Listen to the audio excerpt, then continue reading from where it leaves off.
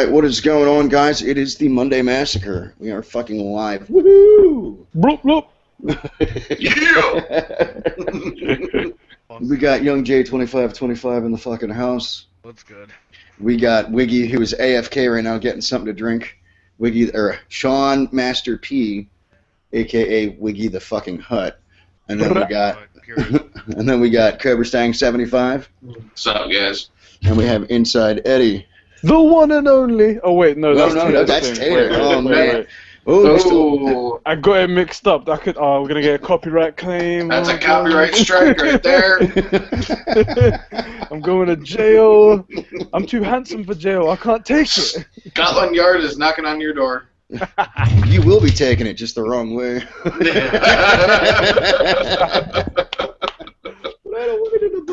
Tough.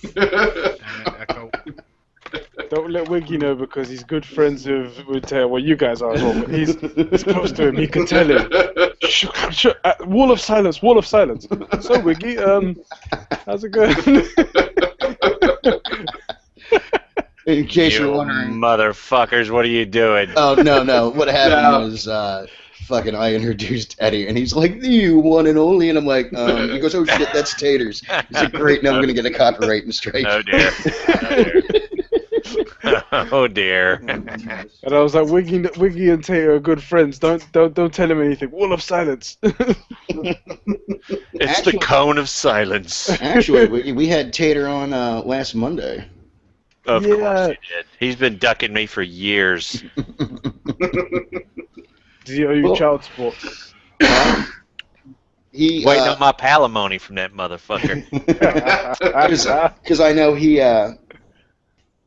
this weekend he had the kids. Yeah.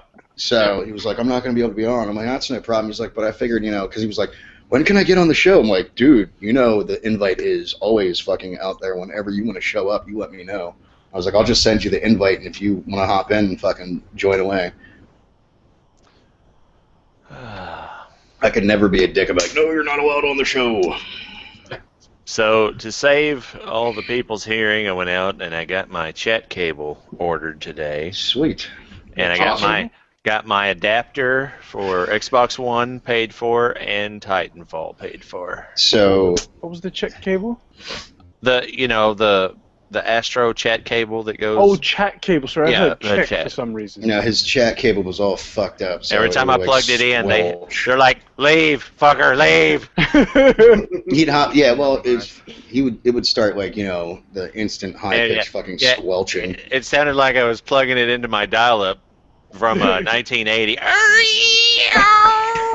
What the fuck? It was no mystery either because you'd hear him go, "Mike! Mike!"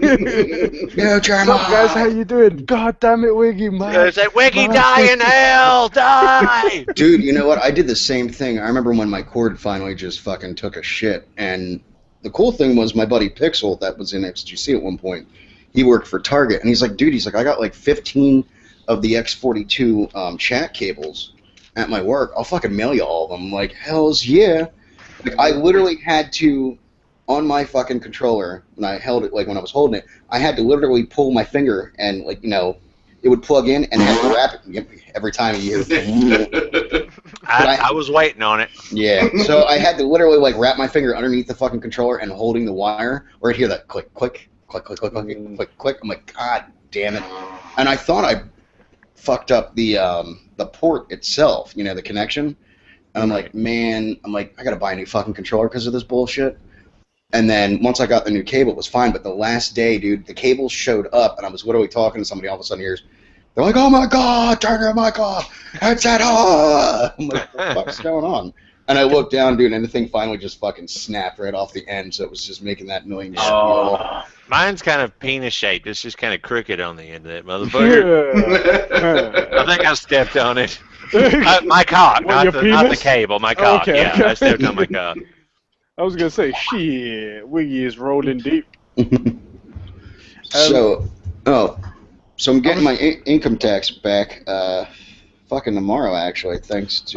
nice. Shit. Thank you. Thanks, federal government. Hells yeah. Uncle Backsmasher, what are you gonna buy me? The same thing I got you last year. Oh. A fat bag of dicks. Actually, he slimmed him down. You're getting a thin bag of dicks Yeah, this skinny year. bag of dicks. They're the size of a pencil. That's right. Did You're gonna get mauled by teenager peni. Have you guys ever heard the joke about the Englishman, Irishman, and Scottishman that was on a desert island? No. No. Shall I quickly tell it? It's actually quite Yeah, funny. go ahead. Oh, you have us intrigued now. You must. Okay.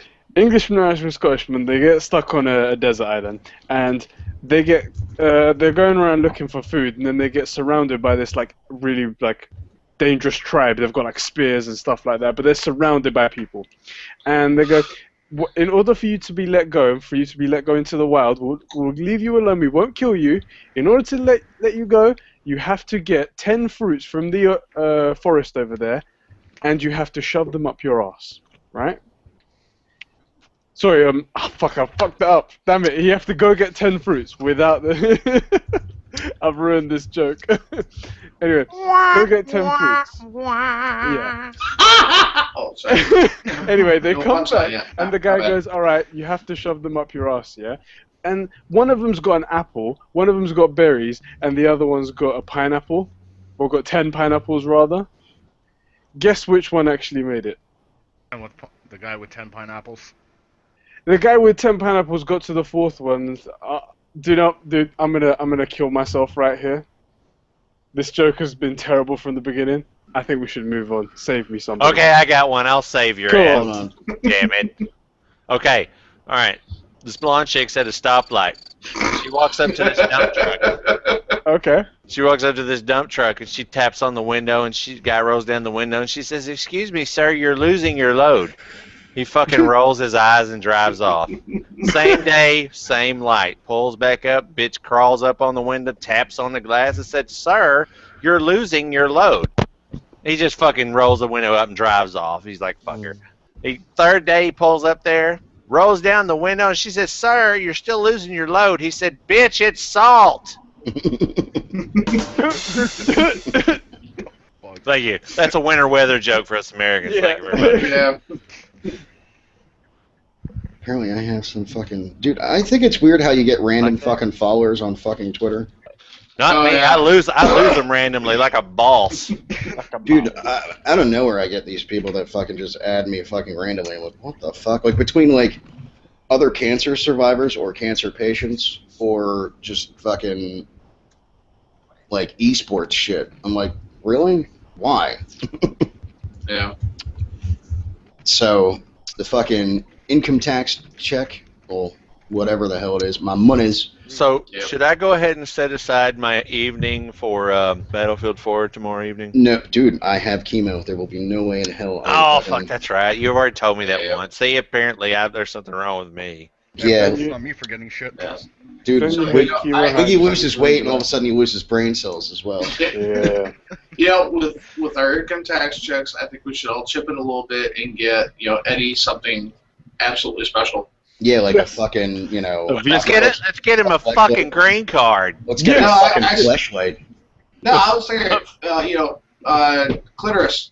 Clitoris. I need a clitoris detector. Yeah.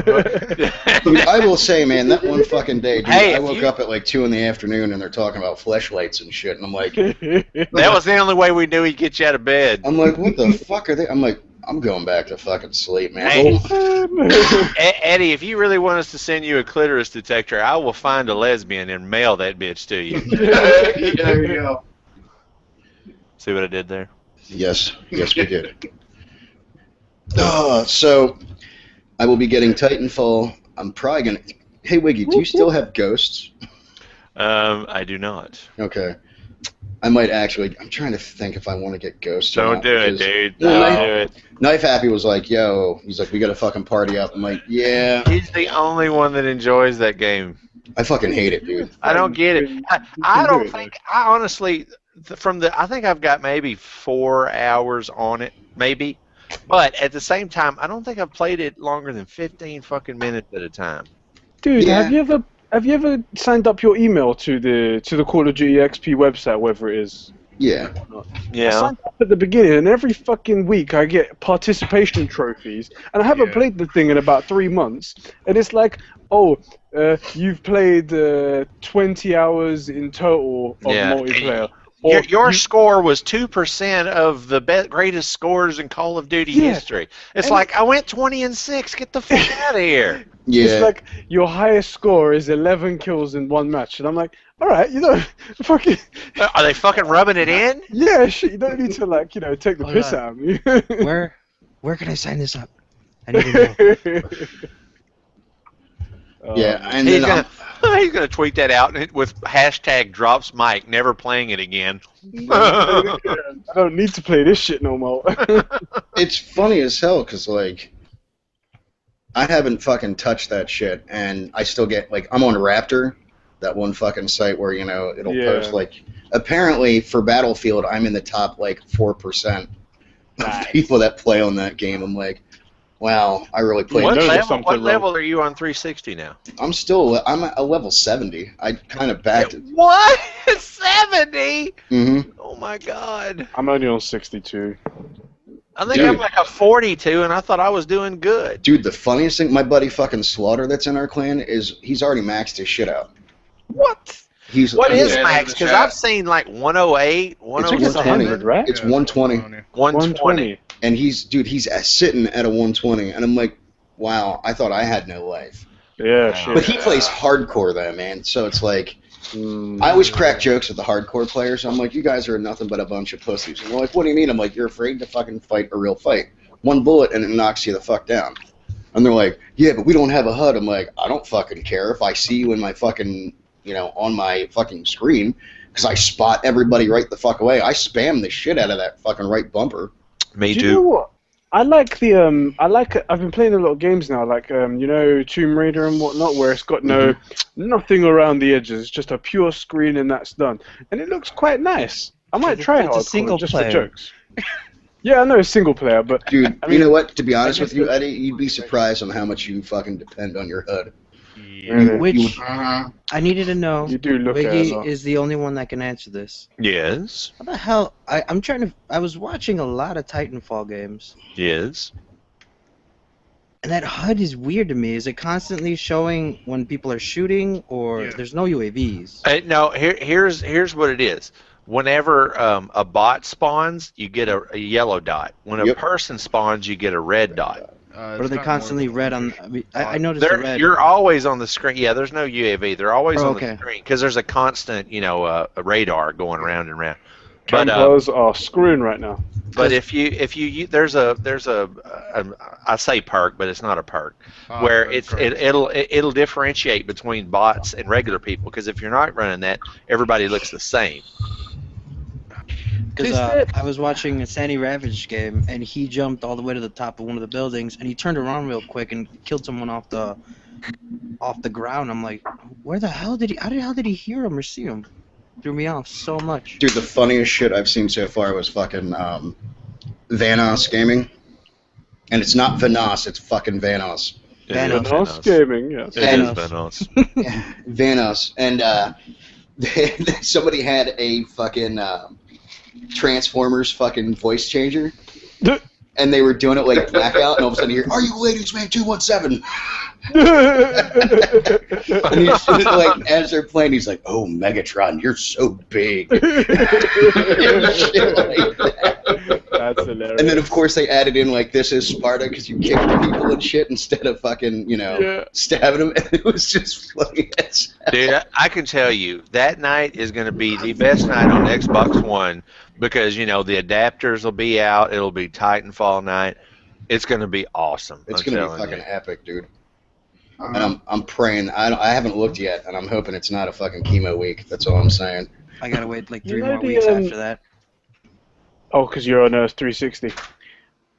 hmm Yeah. So, dude, it looks Can I sick ask- as hell on PC, man. To Yeah. tell the truth, I find the guns are actually more accurate. I went over to my friend's house yesterday and tried it on the one. You just cannot play that thing with a fucking controller, period. Did you try the PC with the controller? Nope. Dude, when I play PC, it's surely mouse and keyboard. Because there's what they said they added, like Yeah, dude, for instance, Dude, it's fully The fuck? integrated with the fucking keyboard, with the 360 controller. I know What the that. fuck was that there, Wiggy?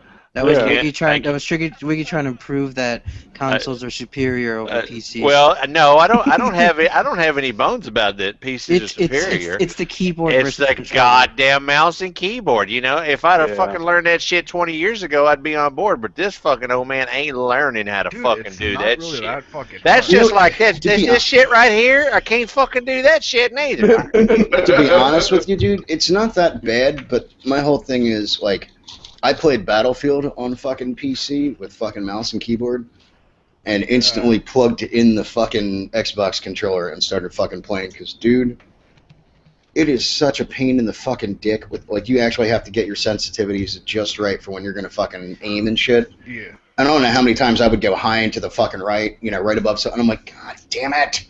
I'm like, fuck this. Plug the fucking, you know, controller in. And I'm like, I tried. I gave it a whole week trying to learn how to fucking. And I know somebody's like, well, a week you're not going to learn it. If I don't get something in the first couple of fucking days, my interest level's in the toilet. I'm fucking done. Dude, if you want to try fucking with a mouse and keyboard, you gotta start off with fucking simple games.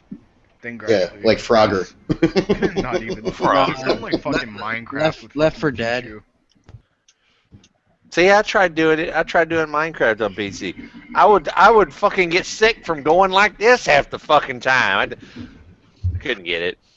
And it's just because, you know, I know it's something that you have to dedicate yourself to learn how to do. I just don't want to. I'll fucking pick up a control every fucking time. And the nice thing is, the fucking SCUF gaming controllers are fucking compatible. Yep. Thank fucking God. That's what's fucking dope about the PC version. You know what's the thing about PC though? I mean, you're going up against people who are like really good at playing PC games, and Yeah. mouse is just perfect for FPS games because you get to get that pinpoint accuracy. Yeah. And when you're rocking a controller and you're going up against these motherfuckers, you're just gonna get owned. Dude, it depends. Fucking Titanfall actually has aim assist integrated when you plug in your controller. Really? Yeah. That So One it thing feels let just me- like console. that is me why ask I'm a Wiggy staying about with this. console.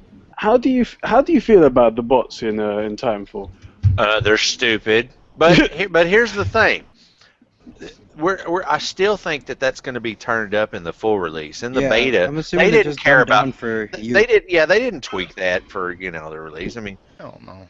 No, they're half okay. the time I kill them, they're squat, looking down sights, not shooting Yeah. nothing. I see so many videos and the bot's just sitting there like that. The guy like shoots, gets a couple of bullets on him and has to reload again. I think Reloads that- and the guy's yeah. just still not killing him. He's just I mean, that's what I was talking to Seihai about today, because he was like, you know, that he said Titanfall feels like Call of Duty. I'm like, yeah. It's No. developed by the Call of Duty guys. It's gonna feel like that. The thing about it differently is, you know, it's coming at it from a different angle. The movements Yeah, and the gun the mechanics, parkours I and want stuff. that to feel like Call of Duty. But Yeah. you know, I don't want the end result to be. I mean, just like your movement and the parkour and the jetpacks and all that shit. That's Do you right. think And, that- and then that's not even counting the fucking Titans. That puts it on a whole nother level. yeah, Dude, they make it. It Yeah, takes like- the best parts of Call of Duty and then adds these amazing bits. Yeah, and I think it's so Right. funny, like, watching the fucking, like, all the COD commentators, dude, they really do fucking Yeah. bitch a lot about it. And I'm like, guys, it's not fucking Call of Yeah. Duty. You Yeah, gotta, I haven't watched any of them. Like, I even some- saw tips Dude, and all you gotta tricks. do I'm is like, watch. really? Tips and tricks on a beta? saw your Fuck tweet. you. Dude, I all you saw gotta your do is tweet. fucking go on Twitter and seen- you'll see him like- bitch about it. Yeah, I've seen a few, and I think it's funny, like, Bex actually posted a video today because she had the Ogre. She finally got the Ogre. And she's actually given out a lot of decent information about it. And, like, the Ogre's finishing move is pretty fucking badass, dude. It fucking rips the arms off the other fucking, any of the other fucking Titans and shit, like, when it's fucking done. And then also chucks the fucking pilot as well. But, you know, like, so many people are bitching, and I'm like, guys, it's still in beta. Why are you bitching? Fucking, you know, wait till the game comes out and then fucking say your bullshit. Well, I think the game is ready. Just what we're playing is not the full version. Nah. Dude, the full I version just, will be fucking great, even I can tell that. I was just reading the comments, and there was a comment here for Palpatine saying, "What's that little dick thing on the side of your screen doing? Just have it unattached, or or touch it. And then I have a look at Palpatine's screen. This a hashtag fleshlight for Eddie. And halfway through, I was just like, I need to know specifics. What kind of fleshlights you guys are gonna go with? Depends. Do you want the zombie? Do you want the cyborg? Ooh, a bit of zombie. I want that crusty bit on the edges, you know. What I mean? I honestly about think, I think the dildos would look worse than the actual flashlight. I love the Barack Obama fucking dildo. Yeah, that was hilarious. That was Let me, excellent. I must be missing out on that one. This was on one of Eddie's fucking podcasts. I'll get the link for you. That's But funny. about the time for like the bots and everything that I was saying, do you think that maybe the fact that they're there, I mean, I don't know. I mean, I haven't played as much as you guys have. But do you think that maybe having the bots there is makes it sort of a hollow victory sometimes when you're caning people, you get like 50 kills and then like 35 of them are like a I bot. feel weird seeing. But if flawless you kill a bunch of bots, that you're not going to end up with a victory because that means there's a lot of people around on the other team killing a bunch of you. Mm-hmm. Yeah, like your points aren't going to be as high as everybody else. No, they're a fraction. They're a fraction of the points. I've heard there's something like 10 seconds off your Titan, but if you kill a for every pilot, bot then you it's kill. like 30 seconds or something Right. like that. Mhm. Right. Yeah, I get there's a point difference, and that's cool. But I mean, if I was to go into a game like back in Black Ops 2, there was some controversies about people trying to get the fastest nuclear or fastest 100 kill gameplay or 300 kill gameplay, and then there was times where people were boosting, yeah. But then there were times where people were completely taking the piss out of it and knowing exactly what they were doing, and they'd go into combat mode, and then you'd see that they were being complete idiots and they were shooting bots and whatnot. Right. And they did that on purpose, and they made it obvious so you'd know that you're not trying to fool them. I just feel like, are people gonna say, well, you only killed 16 of these bots, where you only killed one pilot or something like that, or you killed 10 pilots but you killed 60 bots, so that's not really. I'm just wondering if that's ever going to become, once the honeymoon phase is over, are people going to say that? That's what I'm sure they will, but Yeah. to be honest with you, I hope they do because I hope it's not flooded with a shit ton of Titanfall videos. Yeah. I don't even want to watch that shit. I'm going to be so engrossed in playing that shit, I don't give two damns about watching It's a gonna Titanfall be- video. Well, there's just that fucking YouTube. Like now, I mean, honestly, I really stopped watching most of. If it's a Titanfall video, I don't even watch it right now because it's like, all right, it's great that you guys are posting the videos from the beta, but I want to fucking experience it. Like I experienced it firsthand, got to play it at my brother's, and it was awesome. But I'm like, you know what? I don't want to fucking play the beta. My brother's like, why? I'm like, Yeah. because I want to enjoy it when it first fucking Yeah. comes out. I want to have. had it since Sunday. I played 2 games. I was done. Like, I want that Christmas morning kind of feeling with the game. Yep. Where I can enjoy it, because I know what'll happen. I mean, like, right now I'm kind of in that fucking, joyous stage. If you want it, you want it, you want it. yeah, like, I'm in the, like, with GTA 5 right now. Like, I didn't get it when everybody else fucking got it, because I knew what would happen. I'd play the game for a week or two, and then Battlefield would come out, and then I would completely forget about the game. I completely fell to that trap. And I was like, So did I. I was like, I'm not going to do it. I'm like, it's pointless. It's 2 weeks. I'll just suck it up with fucking Battlefield 3 and fucking, and Black Ops 2. Yeah. And then, Battlefield came out, and I literally played Battlefield for a week, and then I went and played Ghosts for a week and a half, and was You madman. and fucking hated Ghosts, and finally was like, I'm going back to Battlefield, fuck this. And then enjoyed the shit out of Battlefield again, because my first week on Battlefield, dude, I fucking hated it. Dude, I cannot wait to play Battlefield on Xbox One with you. It's going to be so fucking fun. And Gilly's another one, dude, he's been jonesing to fuck, he's like, dude, he's like, mate, I can't fucking wait till you fucking get on this shit. And I'm like, you know what, it's gonna be a fucking blast. I'm like, I don't even fucking care that, my guy's gonna be at a level 70. I was like, I just want to play fucking, First Strike and your fucking Second Assault and all that other fucking shit. Like, Yeah. Wiggy, are you premium member on Battlefield? I am. Are you guys getting a DLC drop tomorrow? Yeah. Yep. Second Assault comes out tomorrow. Oh, no, I've already got Yeah, Second Wiggy- Assault. Oh, yeah. Wiggy's Wiggy already has it. yeah, It's Xbox on One is Xbox One. fucking. Xbox One gets it, yeah. Oh, yeah, sorry. Xbox One fucking had it from like day Yeah. one. I can tell you right now, playing Conquest on Operation Metro. What a fucking hand fuck up the ass that is. Everybody fucking swarms B, and that's the fucking end of it. That's the thing, because I was saying this with my friend, back on the previous gen, there was not enough players for you to play Conquest in those maps. So you'd play TDM, and it wasn't really anything. Right. And we we're just thinking, shit, we're getting all these old maps back that we love. We're going to be playing Conquest. How are we going to...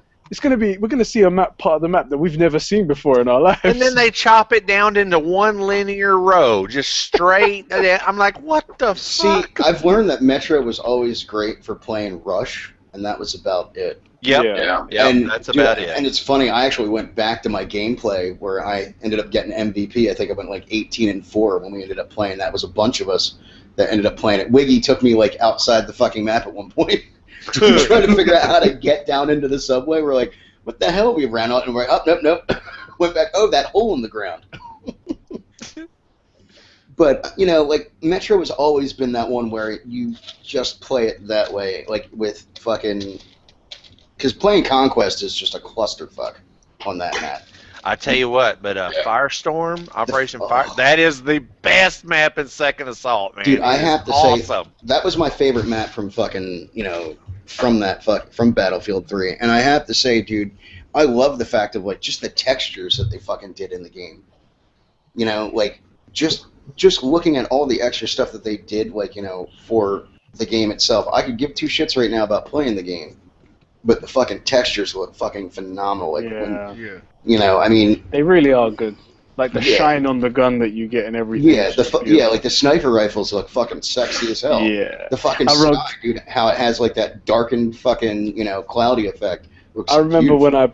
when I first pulled my my first like 1080p crisp footage off of the game, and I was like, I'm gonna upload this now, this epic clip that I uploaded, and I was like, wow, look at the shine off of that lens. That was just, god damn. Yeah. Yeah, because I've been. The reason why I ask is because like what's your you're not guys aren't getting DLC tomorrow then, like we're getting the rest of us, or we're getting Second Assault. Yeah, now. the rest of us get caught up. But you're not getting anything, and then the next one we all sync up, right? I think I'm actually getting a gold suitcase or whatever the fuck. Yeah, you get a battle pack. I get a battle pack tomorrow.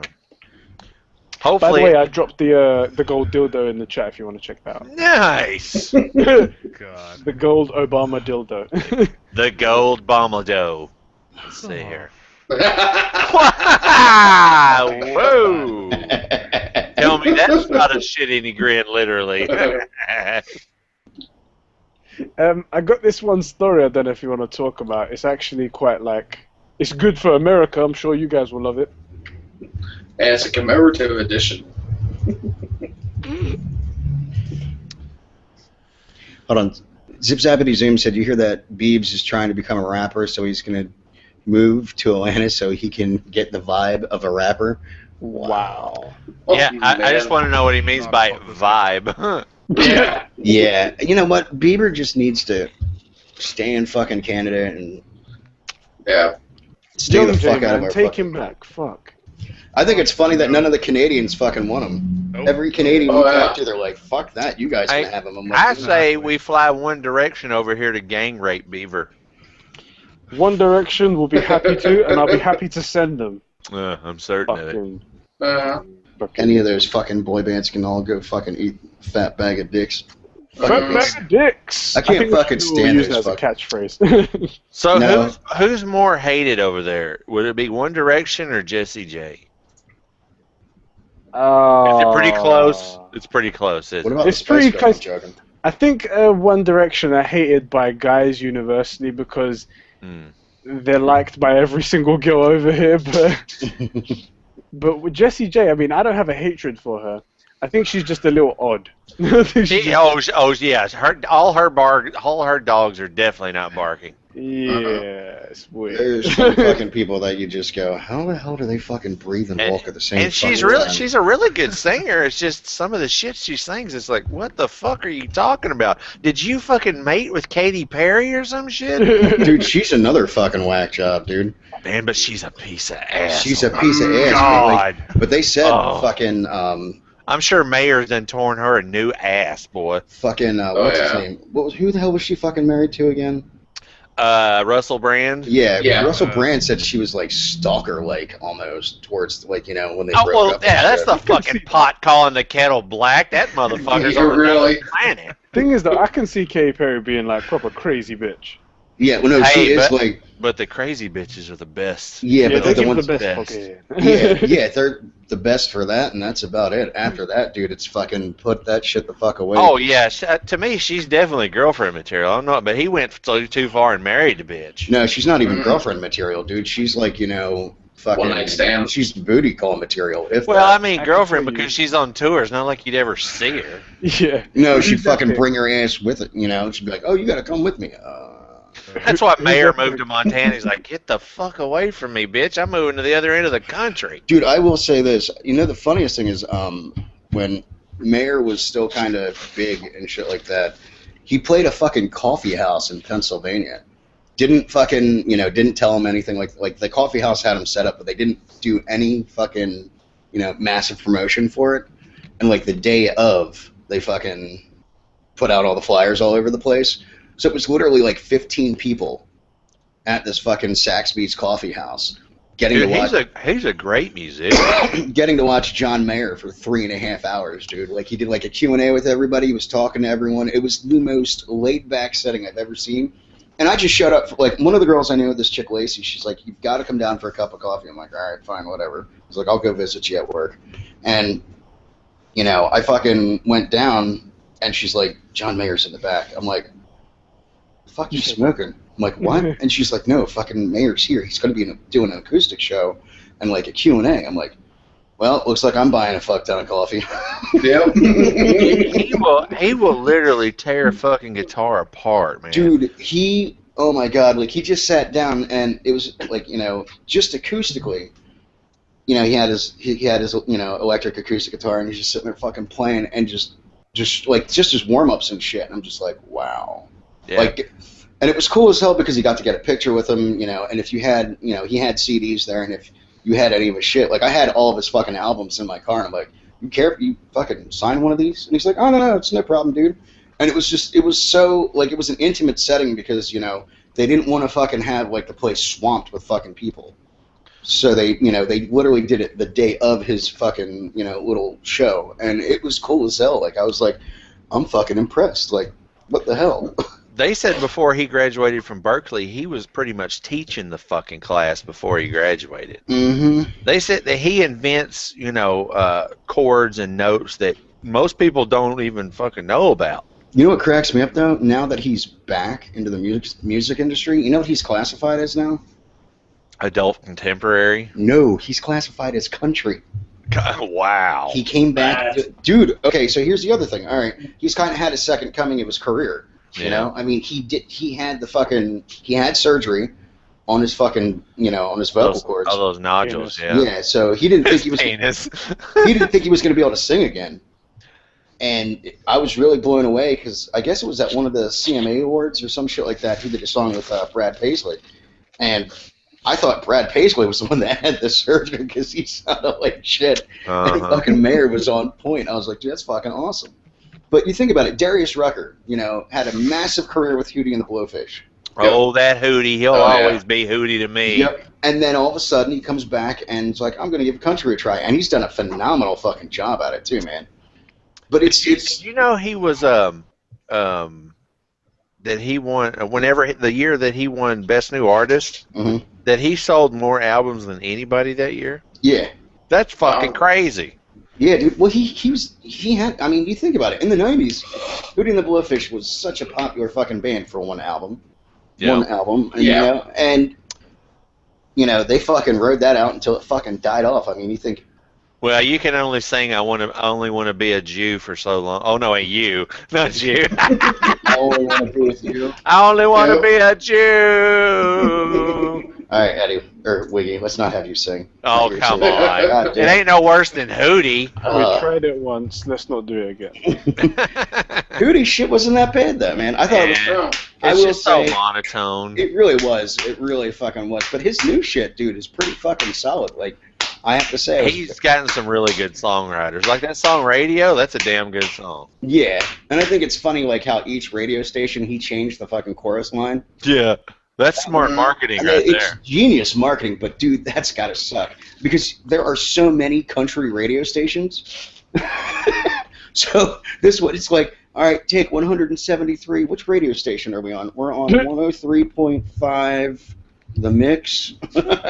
We're on Cat Country, and it's like, God damn, dude, you know? That's right. I'm on Shit Kicker 100 in Topeka, Kansas. Yeah, dude. And it's funny because down here, Yeehaw! like down here in Florida, it's one radio station, but it's syndicated to like 20 different channels. Right. So like we have, 103.9, and it's based in Tampa, but in Orlando they have the same channel. In fucking like Jacksonville, all that shit. Like when we were driving down, it was really funny to hear, the same exact channel on 9 different fucking stations. Right. And I'm like, this is fucking weird. And it's that way for like a lot of shit down here in Florida. Like everything's fucking, syndicated where, it just has. That's why Bubba the Love Sponge is everywhere, man. Yeah, They syndicate the shit out of his. That motherfucker's down here in Florida. Yeah. Oh, Tampa, yeah. right? He's in Clearwater, right? He's in Clearwater. Well, It was funny as hell because he ended up going to court for some bullshit a while back. That dude just. You teach that pack a lesson. You spank the shit out of that motherfucker. Fuck you. Was it the whole him and Hulk Hogan deal? I forget what the fuck it was, The dude. sex tape? Yeah, it was the sex tape and shit like that. Yeah. Him, Bubba's so yeah. stupid. He knew what the fuck he tried to make a bit out of it, and Hogan didn't find it fucking funny. Yeah. Yeah. Well, dude, you know what's funny? Like, Florida is like the mecca for all the wrestlers, dude. Oh yeah. It really fucking is. Like, I never thought of That's it how that. they all stay so tan. Yeah, dude. Yeah, no shit. Like, it's funny because, like, literally, all right, so you have Hulk Hogan down here, Macho Man Randy Savage was down here, John Cena fucking lives down here. Like, 3/4 of the WWE superstars, like the big known guys, all live down in Florida. And I'm just like, is it a vacation home? And they're like, no, that's just where they fucking live. I'm like, this is fucking odd. Like, it really threw me off the first time I ever met John Cena when I was working at AutoZone. And, like, he came in. He's a big boy. A big boy. It's very hard to fucking miss him. But he came in and had his hat down, like, pulled down. So, like, you could tell he was a big dude. And you're just like, I'm looking at him like. Yeah, even if you cut his head off, if he's walking around in public, you're going to figure out who the fuck that is. Because he's got a physique. Like, I mean, just looking at him, you're like, okay, wrestler or football player? Which is it? Mm-hmm. But the funny thing is, he came in and he was like, he owns a lot of classic cars and shit. And he was doing an oil change on, I know it was like a Chevy block motor that he was working on. And I'm fucking looking everything up for him. I'm like, all right, here you go. Yada. And at the end, he's like, dude, I just wanted to thank you. I'm like, for what? He's like, not going all fanboy. He's like, I just need to get in and out. I'm like, anytime you're here, I was like, call ahead, and I'll let you know if we're busy or not, so you can get in and out. And he's like, man, I appreciate it so much, dude.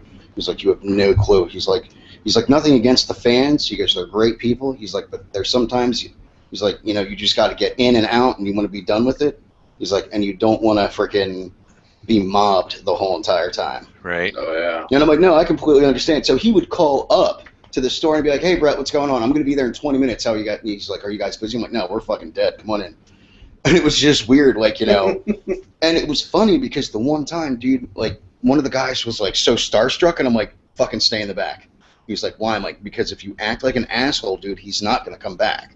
I'm like, don't get all fucking fanboy on him and shit. And he was like, all right. Like, the Bloodhound Gang? Yeah. Yeah. Okay, Evil Jared Hasselhoff, when I lived up in Pennsylvania, was my neighbor. Like, I grew up with all the guys from the Bloodhound Gang. Like Jimmy Pop and all those fucking guys and shit like that. When they originally first fucking came out, their first album, my buddy Daddy Longlegs, who's in it now, he's in this other group called Wolfpack. Dude, like, we hung out, we partied and all that other shit.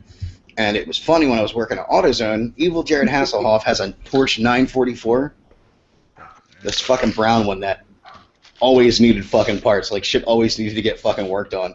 And West Coast Customs did his shit up, but his brakes always were going out on him and shit. And I'm like, dude, it's because you're driving that thing like an asshole, man. So he came in the one day, and this place was fucking mobbed, and I fucking helped him out. Is he 2-footing it? No. Brake No. gas? No, because he's fucking, dude, he's literally like, driving the balls off this fucking car. Oh, I see. So, I mean, and some of the fucking calipers, like, the one time I'm like, dude, I was like, you need high performance calipers. Stop getting fucking OEM bullshit. It just can't fucking handle it. Yeah. And finally he broke down, and I ordered him a set of fucking Brembo fucking, you know, calipers and shit. And I remember he was in, and the place was fucking swamped. And instantly, like, 10 people turned around like, oh my god, it's Evil Jared Hasselhoff. And he fucking got up and fucking peaced out. And calls the store, and he's like, yo, let me know when you guys are dead. And I'm like, give it. I was like, honestly, your best time is coming during the weekdays. He's like, okay. I'm like, at night, we're fucking crickets up in this piece. And he's like, all right, no problem. I'm like, or the middle of the day. He's like, man, I'm never up before fucking noon. I'm like, all right, no problem. So he would show up at night, and he would just hang out. Like, he'd come in, get his shit, bullshit with me, and hang out. And I remember so many fucking people, like, that worked there, they're like, dude, how the hell do you know him? I'm like, I've known him for the last, like, 15 years. He's like, they're like, are you serious? I'm like, yeah, dude, there was this place, this little town called Vauxhall, and it was the Vauxhall house that they would always have parties at. Like, you could literally walk into the fucking place, and it was always a fucking party, like, every other night of the week. There was a bowl of cigarettes that they had for the party, like, the party goers. It was literally walk in and, ooh, a cigarette. Just grab it out of the bowl and fucking light up, and there you go. Oh, and it was just, dude, it was this party bowl that was like that big, but like A party bowl of cigarettes. Now that is something. Just of cigarettes. And they would go to the fucking store, and I don't know if you guys remember, like 10 years ago, or 15 to almost 20 years ago, Jacks, like the cheap ass fucking cigarettes. That's what they would fucking buy. And then one time I'm like, you motherfuckers need to get menthols up in this bitch. And they're like, all right, fine. So, of course, somebody went out and bought a carton of fucking Newports. Oh, jeez. I'm like, oh, God. I was like, dude. He's like, what? I'm like, ligaments. And he's like, yeah, well, he's like, we got fucking cowboy killers over there. Oh, man. But, you know, and it's funny, like, when you get these celebrities and shit, and people just, like, go ape shit over them. And I'm like, I don't get it. I never understood why. I'm like, dude, they're just regular fucking people. Why go batshit crazy on, you know, somebody that, you know, is just trying to do normal That's why you can't get those people to go out in public, man. Mm-hmm. Eddie, don't you think that's kind of an ironic fucking article? Which one? The suicide bomber? I think it's. I laugh. I thought it was quite funny. I was like, it's karma, bitch. But yeah, well, that's just that's just nature working itself out naturally, is what that is. Yeah, there's one just underneath it as well. This one-liner one that you guys probably enjoy. Yeah, I I've saw seen it. it. Accidentally blows up his whole entire class. That's epic. That is epic. Premature detonation. That's what I was thinking right away. It's Ahmed. I was, Dude, the very first time I saw that, all them years ago, yeah, I cried how fucking funny Dude, that shit's was, fucking right? hilarious Dude. to today. Jeff, know. you gotta think, dude. Jeff Dunham is a fucking comedic genius with shit. Yeah. Oh, And- yeah. I mean, from fucking Walter, that dude's fucking hilarious. Fucking Peanut, you know, like all that shit. Oh my god. We didn't do anything. He opened up the other link. You opened up Opened up the other link. Yeah, the big titty bitch.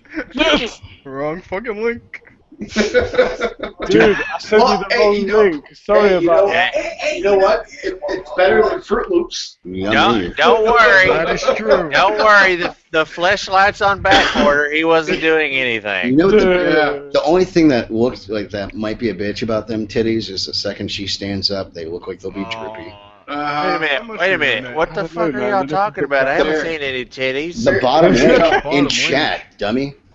Bottom right in chat. I'm looking at. The There's very a last little link. one the very line. bottom. It's a Oh, it's a one one line. line. Oh, I see. It's a one line. Dude, I'll tell you Where's what. their dildo? Why the hell would I want to stick that up? Oh, Trevor. morning. First of all, I trim those off because those look like pepperonis.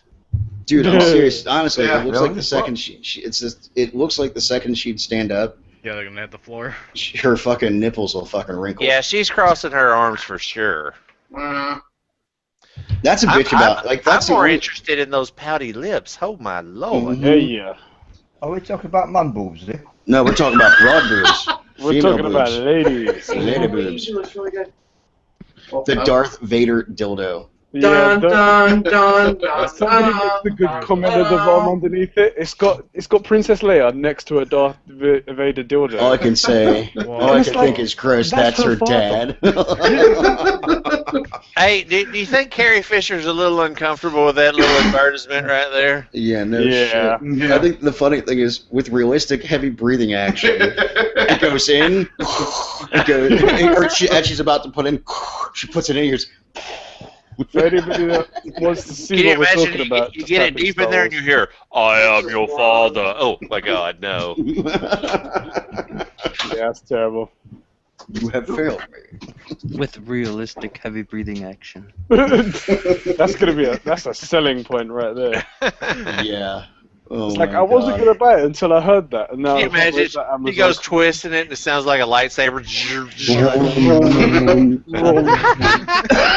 Oh my I God. like the comment. All I can think is gross. That's her dad. Yeah. Oh my God. On So a scale of 1 to 10, what do you guys think of Penny from Big Bang Theory? Oh my I think we God! had this conversation where I don't like Big Bang Theory. Oh, you guys What? listened to- You're What? Yeah. dumb. She's How can you lying. not like Big Bang Theory? Okay, I'm gonna give you the fucking floor. I gotta hear the reasons why Yeah, you don't okay. like the Big Bang Theory. Because Sorry, man. I watched Uh, I watched like TBS comedies from for 10 years. By the time I got to that, it kind of just died out to me. Hold on. Look, Wiggy, if I say he's un-American, basically that means he's the worst person on the planet. Well, in America, I definitely say he's got a pinch of communist in him. That's for fucking sure. That's it. shit, You man. commie Should I- bastard. Should I show you my original birth certificate to state that I'm not from America? It doesn't matter. It doesn't didn't work matter. for Obama. Is it there, could and work there's for gotta you. be a like a hammer and sickle on the motherfucker. Yeah. It Because didn't when work he for was Obama, born, it's it not was gonna still work for the you, right? old school Russia. CCP. Yeah. Yeah. I mean, to me, it doesn't get any funnier than when Kuthrapali and Wolowitz are dude. doing their gay bit, dude. I laugh every fucking Yeah. time. They That get. show I'm just is- like a 2-year-old. I That giggle. show, I have to say, by far, when it fucking came out, dude, I thought it was hilarious because they had Blossom on the fucking show. Yeah, Oh, yeah, yeah. and the fact that her name is Amy Farrah Fowler makes me laugh, dude. I'm telling you, because all I see is fucking Blossom with that flipped up fucking hat Yep. every time. Mm-hmm. Or fucking, what's his name's fucking girlfriend, or wife now, the fucking blonde. Yeah, the most annoying voice on the planet. Yeah, and then when yeah. she fucking yells like she's just like. Oh, and she's getting on his ass. Sounds like his mom. And then to Always hear his it, mom. and then his faceless mom. Yes, that's Yes, Yeah. dude, that show I have to say is absolutely fucking hilarious. Like it's like it literally was like a second coming for two fucking 90s fucking actors if you think about it. You know? Yeah. Yeah.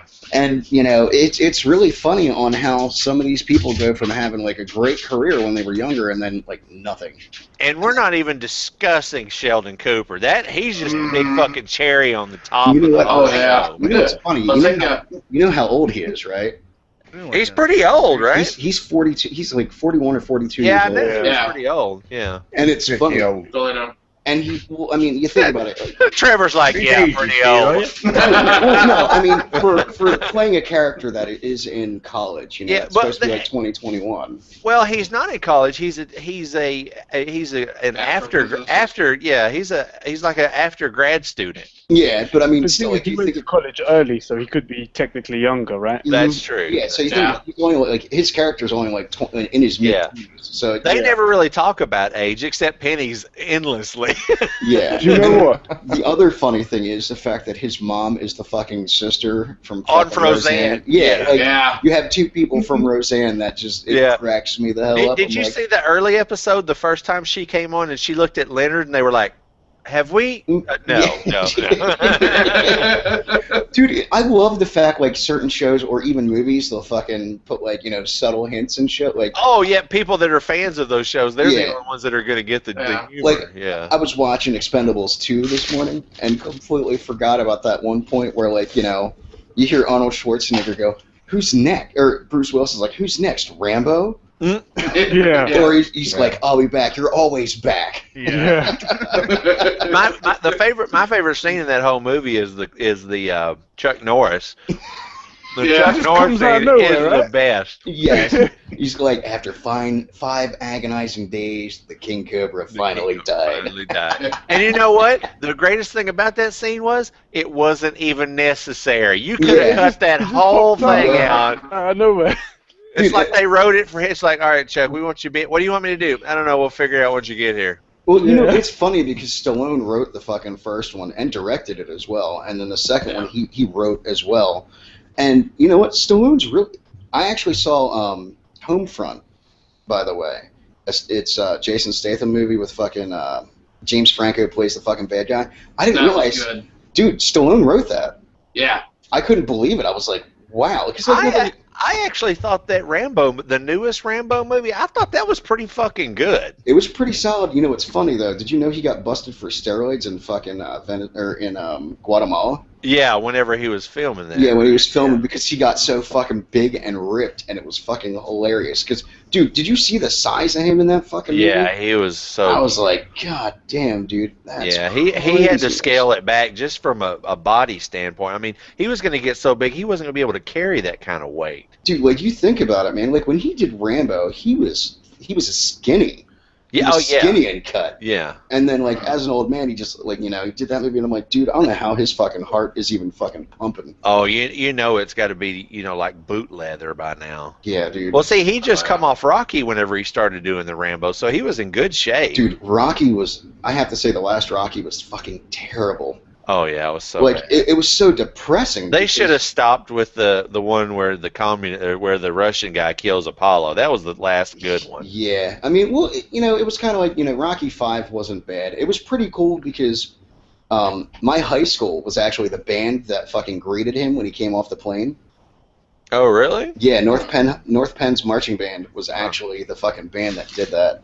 It was cool as shit because, I mean, like, you know, it's Philly, you know, and back then, not too many movies were being actually filmed in Philly. Mm. So, you know, like, our area had that sense of pride when they were doing it and shit. But it was funny, like, you know, and then seeing him, the new one with, what is it, Robert De Niro and Kevin Hart? Yeah. I can't remember the fucking name of it, but it was funny because they said both of them actually went into the fucking gym and worked out and everything else. And Stallone actually cut weight. You know, like, he thinned out and leaned out, and he was like, honestly, he's like, I am now in the best shape of my life. He's like, I love it. I'm just like, see, you shouldn't have done steroids the first time, you dumbass. Yeah. Oh, Well, you how know old is he has really bad self-esteem problems. Mm-hmm. Because Yeah, he you know, does. like when he was born with a oddly shaped head because his mother couldn't pop his big-headed ass out. I think, dude, I have to say, though, like, his writing ability is really fucking solid. Like, I was really impressed with the way Homefront was done and everything else. I'm like, all right, man.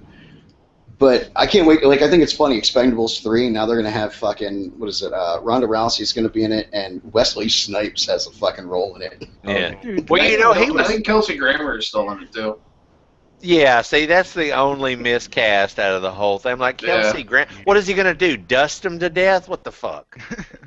let me ask you guys, when Expendables 1 came out, you're like, oh, were you guys like, oh my god, this has all the action heroes in it, right? Well, to me, I was a little disappointed because the original cast was not, you know, because Van Damme was supposed to be in the first one. Yep. Mm-hmm. Also, Chuck Norris was supposed to be in the first one. Mhm. Okay, I didn't know that. Schwarzenegger couldn't because he was governor. Yeah. So That's it why was, he had- it was that's going why to be. He was in it just for that small. For that, cameo. yeah, that's That Well, really you small know, bit. Schwarzenegger couldn't do any movies while he was governor. Yeah. I just wouldn't look So at like, that. he really wanted to do it up bigger than they did. That's why, you know, like Brent's is that's why they did the second one and had him in there. Mm-hmm. So when they came out with the second one, I was like, oh my god, this has even more action heroes. This has everybody in it. Yeah, dude. And they've come out with this third one, and I'm like, where are they? There are more action heroes in this. Yeah. Where do all these people come Like, from? and it's awesome, dude. I think it's cool because, I mean, granted, the movie's gory as hell, all of them, with the blood and bullshit anytime they fucking do that shit. And I think Yeah. it's, like, I really enjoy it because it's like, dude, when was the last time there was a decent action flick? Yeah, and to me, I think they're just made to be fun. You're supposed to look at the screen and going, wow, we got Rambo, you know, fighting Van Damme, and you know, it's just the matchups, you know.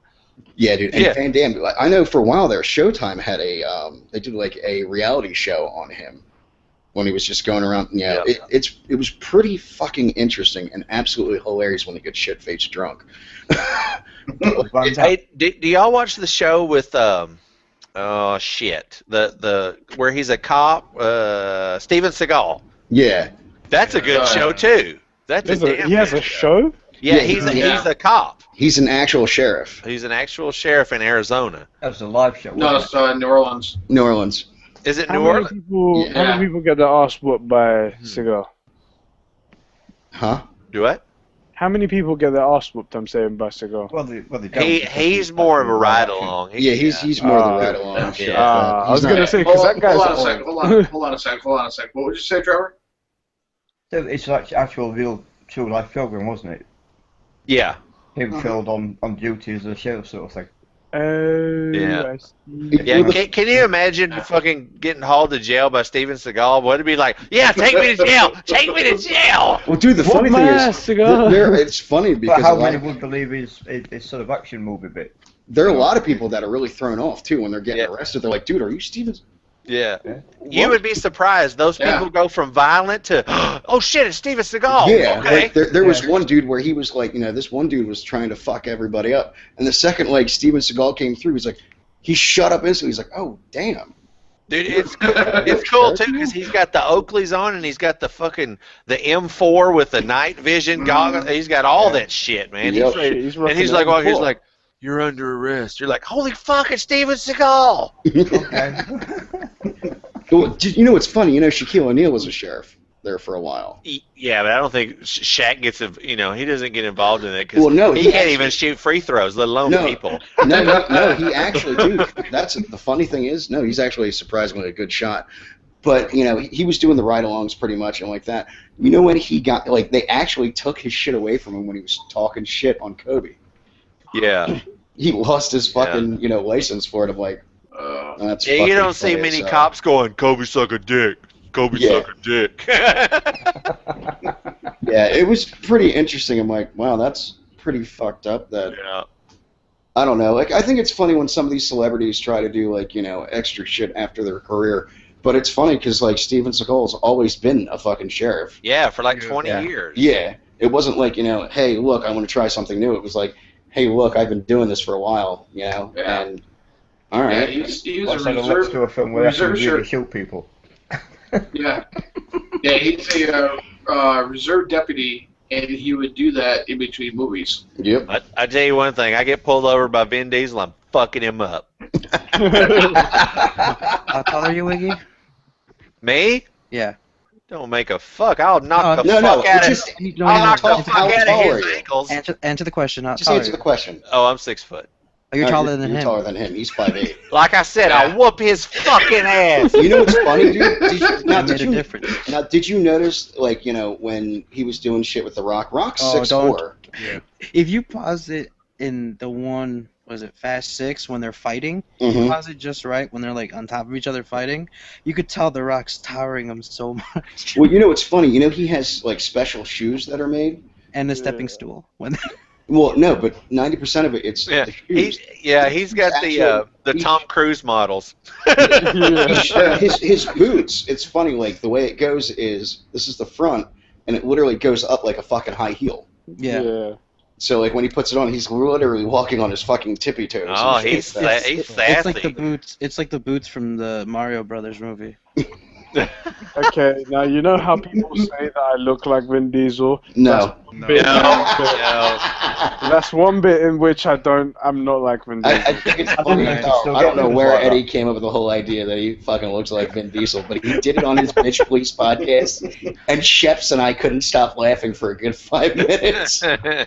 In Expendables 3, it's got Antonio Banderas, Wesley Snipes, Mel Gibson, and Harrison Oh, Ford. you can't have Yeah. Puss in Boots in the damn thing. Harrison Ford. What is Harrison Ford gonna do? Fucking hit him with a Wear whip. his hat. You know what he's Yeah. gonna do? He's gonna kiss Carrie Fisher and go, And Kelsey Grammer is still in there. His character name's Bonaparte. Yeah. Bonaparte, really? He's Bonaparte? He's probably going to be the scientist madman. or His something. weapon's gonna be the fleshlight. The character names are funny. Antonio Banderas' character is Rapido, which is fast. Rapido. Wesley Snipes is the surgeon. Mel Gibson's Conrad Stonebanks. Dude, Mel Gibson. Oh my Jesus. god. And Harrison Ford's Max Drummer. This is at one point you think to yourself is this gonna be a clusterfuck? But the last two movies were fucking awesome. It's they're good movies, just like action movies. But if you try to get a story out of it, there really is. Oh yeah, if you're going for an Oscar-winning performance, you might as well shoot yourself. Yeah, no shit. When I was watching the second one in the theaters, I was like, well, at least they got rid of Jet Li, because there was just too many people they were putting in so much. I didn't know how they were gonna separate everybody. Yeah. What's up, Vic? I like Jet Li. What figs in the President's Day spirit? Love that, man. Dun, dun, dun, dun, dun, dun, dun. You know what cracks me up too, dude? I have to say, like, Terry Crews, that dude cracks me the fuck up. Oh, he is hilarious. Has anybody seen, what is that, Brooklyn fucking... Oh, Brooklyn Nine-Nine? Yeah. Yeah. Dude, that show is funny as hell He because flexes his pecs like every 30 seconds, his man. character, though, is afraid to use a gun. Sandberg in it. Yeah. The first thing I saw him in was White Chicks, and he scared me. I'm like, what? It's funny because he actually is an ex-NFL player, too. Like, Yep. He sounds like an NFL Dude, his player. Old Terry Spice Crews. commercials are legendary. his Old Spice commercials were just like fucking the 7-Up commercials. They were Yeah. gold. Perfect. There's like the perfect person to replace the guy who had originally did them. His Today's shit- President's Day. What is it today? Yeah, it's President's Day. Yeah, What? it's where we all collectively get together and wonder how much money they fucking got. Yeah, dude, I just wanted to say, like, you guys in America, like, just in case you guys forget that you're American, you need a lot of holidays to make sure. But we're American. You know that's what we're we all have. a bunch of fucking chest thumpers. We gotta go. If you don't remember, we're American. Yeah. And I'm It's- just every Now there's a Friday TV is an advert. American holiday. And I'm like, God damn. Yeah, but on the pantheon of holidays out here, President's Day sadly is a little bit lower. It's like Yeah. Yeah. it doesn't Day reach off the, for work. it doesn't reach the level of like a drinking holiday. No. Well, let me put it to you this way. St. Patrick's Day. Yeah, today was President's Day. Every communications company except mine was off. I had to fucking work. Which, was gonna say, I'm that's the like- thing that, like, honestly, like, President's Day, that's great, fine, and fucking dandy. But it's, like, it's one of those holidays where, like, okay, well, I'm not getting mail today. Yeah, pretty much. Like, that's, like, you know, the only, like, it's like, great, really? Did they really need a fucking day off? And it's Yeah. funny because most companies, like, all the companies I've ever worked for, President's Day, we still had to work, and we didn't get paid Oh, yeah. for the holiday. Like, the only holidays we ever got paid for was, like, Christmas, New Year's Eve, 4th of July, Labor Day, not even Thanksgiving, Labor Day, and fucking Memorial Day. No, and Thanksgiving. Like, I was that- to say Thanksgiving's a national holiday. yeah, even They, though, no, they but took our even though, Martin Luther King Jr. Day away from us so we could have Friday off after Thanksgiving. Ain't that a Your fucking Martin Luther ripoff? King Jr. Day, right? Your Martin like, the Luther thing, King Jr. the Day. shit that Hey, cracks me the fuck Hey, up. I want the fucking day off too. The shit that cracks me up though is, like, I remember going to school and we We still had should to work go, extra hard that like, day. in school we still had to go to school on MLK Day, but we had off on Columbus Day. Yeah. I'm like, Yeah. motherfucker didn't even discover Hey, America. I'm Are just you letting fucking you know, kidding me? that's an Indian thing. Yeah, I know. Can you, It's funny. At my university, they took away Martin Luther King Day as a day off, and they put it back in. And their excuse was, well, and this is the exact quote. It was so funny. They had the gall to say, well, we need more people to go to class, so we took away the least important holiday. oh, Oh, God, you, that would work. you Oh, think hey, about wait. this, though. Hold on, You know what? Hold on. Yeah. Think about this though. In Even Arizona, Eddie's face palming. even in Arizona for the longest time, up until probably like 2000s, Martin Luther King holiday was not celebrated at all. Yeah. They didn't consider that a holiday at all in Yeah. Arizona. Yeah. Like, Well, my university, everyone lost their fucking shit when they came up with that excuse. And because it started with like, oh, we just wanted a day off, to this is your excuse. So, Yeah. Fig, technically, if you did get off MLK Day, does that mean you didn't have any class? Yeah. What the fuck? like that shit, like that cracked me up. That, like, you know, Arizona for the longest time was like, nope, this isn't a national holiday. Yeah. Heck, even President's Day is new because it used to be all the birthdays. Washington's Was it? birthday. Yeah, it and was Lincoln- Washington's It was- birthday. Washington Yeah. and Lincoln. Yeah, today is Washington's birthday. That's technically See, Eddie, President's we Day. just fucking make up holidays. Dude, Next week is going to no. be Eddie's Day. Yeah, how no, the hell? Eddie's Day know, already we- happened. we- That we was don't. 3 weeks ago. we put them together because Washington and Lincoln's birthday were so close. Instead of giving the kids 2 days off, they're like, screw it, let's just put it all together. I heard somewhere We used to it get was we used to get Washington 2 and days off. Jefferson. Yeah. Hold on, what was that, Eddie? I heard somewhere it was Washington and Jefferson. No, it's Washington and When's Jefferson's birthday then? I don't know. beats the fuck out of me. I don't know. But anyway, you guys, how'd you get Whenever I anything get done? a 20, that's when Jefferson's Day. How'd you guys get anything done? Because everybody must have a day off for That was Andrew everything. And like, Jackson. shit, I want to get something delivered, but you know, next week has got 4 fucking holidays in it, so Well, I'll never get anything next week. I think the worst Next is week's like got a day in it. the worst I have to say Yeah. with all the holidays is like Christmas and New Year's because that fucks everything up mail wise, Yeah, yeah. And Well, like, 'cause- and here's the worst thing, dude. With child support, it fucks it up so bad because like, let's say there's a holiday, like today, we won't get our child support till like we're supposed to get it this Friday, but because one day was thrown off, we won't get it till the following Friday.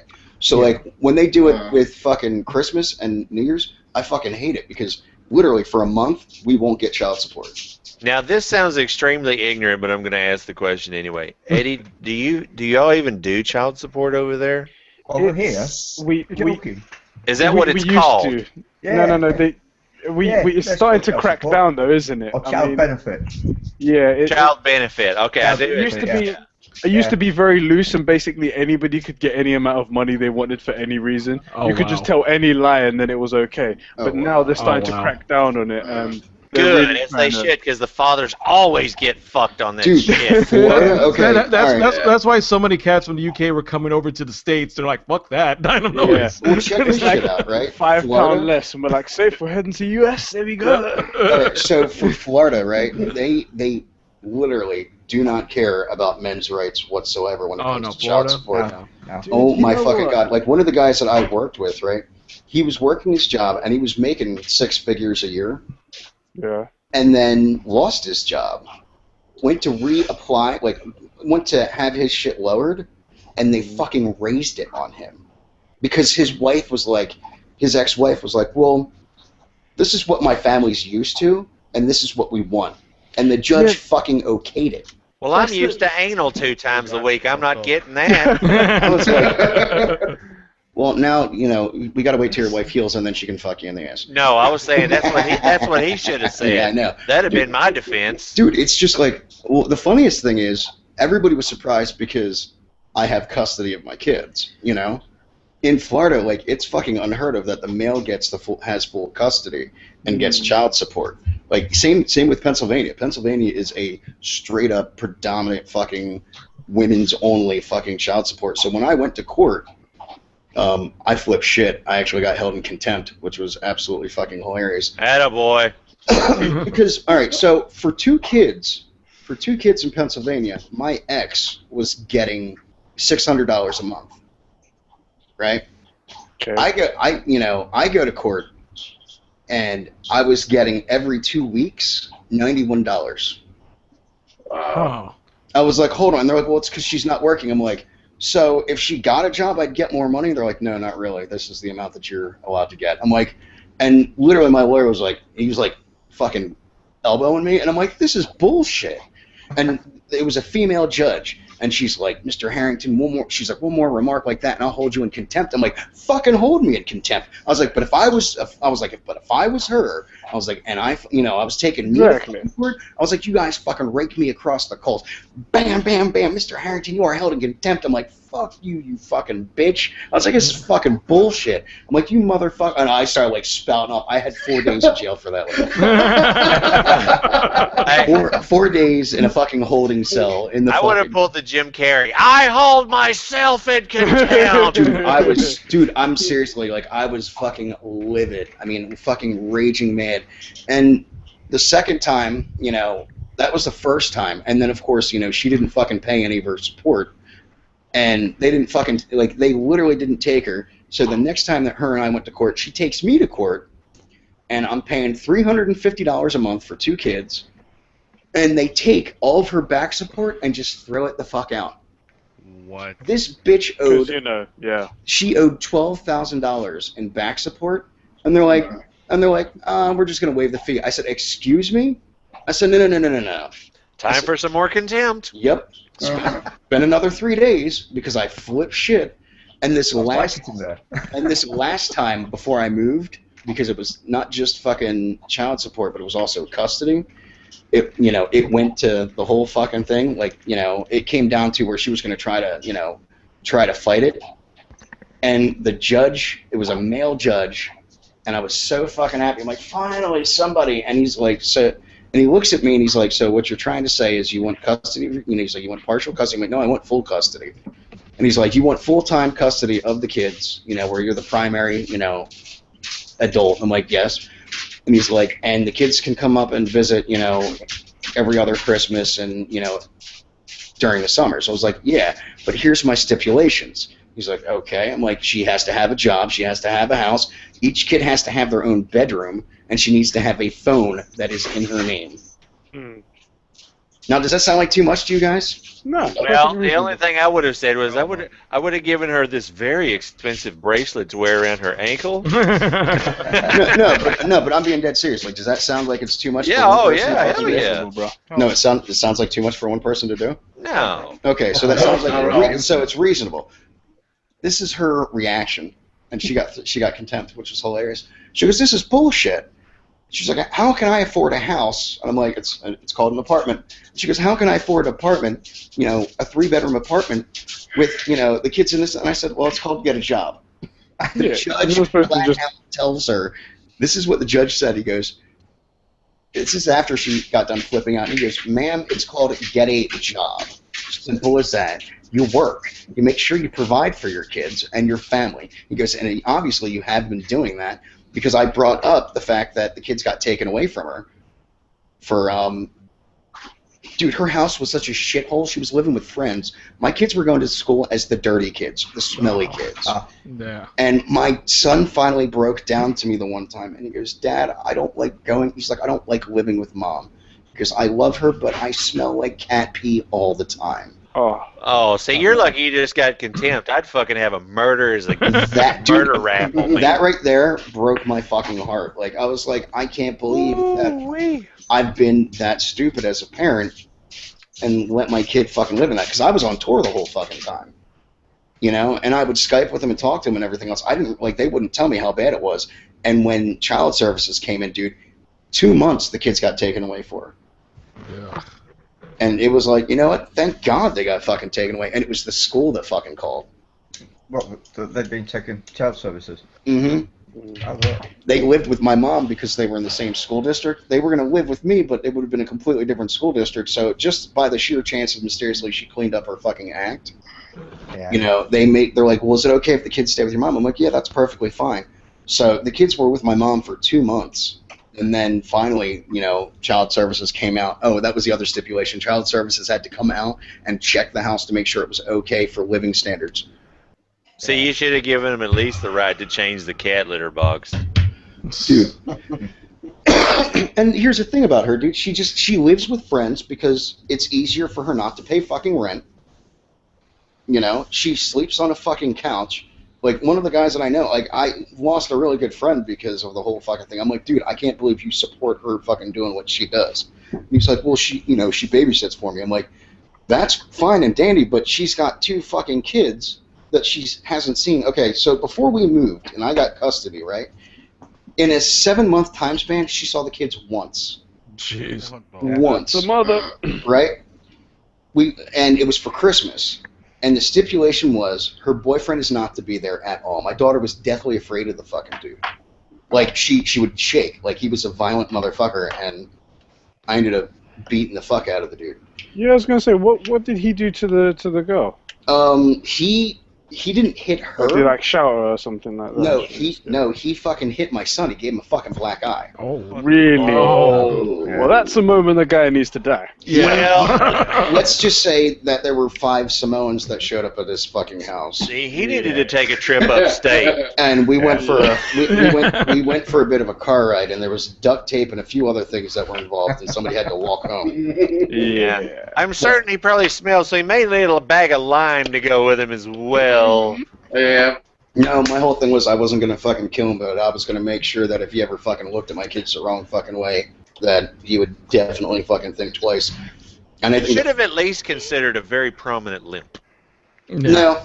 You know what? My whole thing was I wasn't gonna have it come back to me, and I was there during the whole fucking thing, because it started over a fucking phone call, dude. My daughter showed up with my ex's fucking jacket on in the middle of fucking winter, which was like 9 times too big for her. And I flip shit, and he gets on the phone. He's like, "Don't you fucking talk to my girlfriend that way." I was like, "Whoa, whoa, whoa!" Really, bro? I was like, "Listen here, motherfucker. I will give you the address. If you'd like to come down, I will beat the balls off you." He showed up, and the dude fucking went home with a broken eye socket and a fucking broken jaw. Nice. And I told him, I was like, "Look, motherfucker." I was like, "You think I joke around?" I was like, "You think I'm, not muscle? I will fucking kill you if you pull this shit again."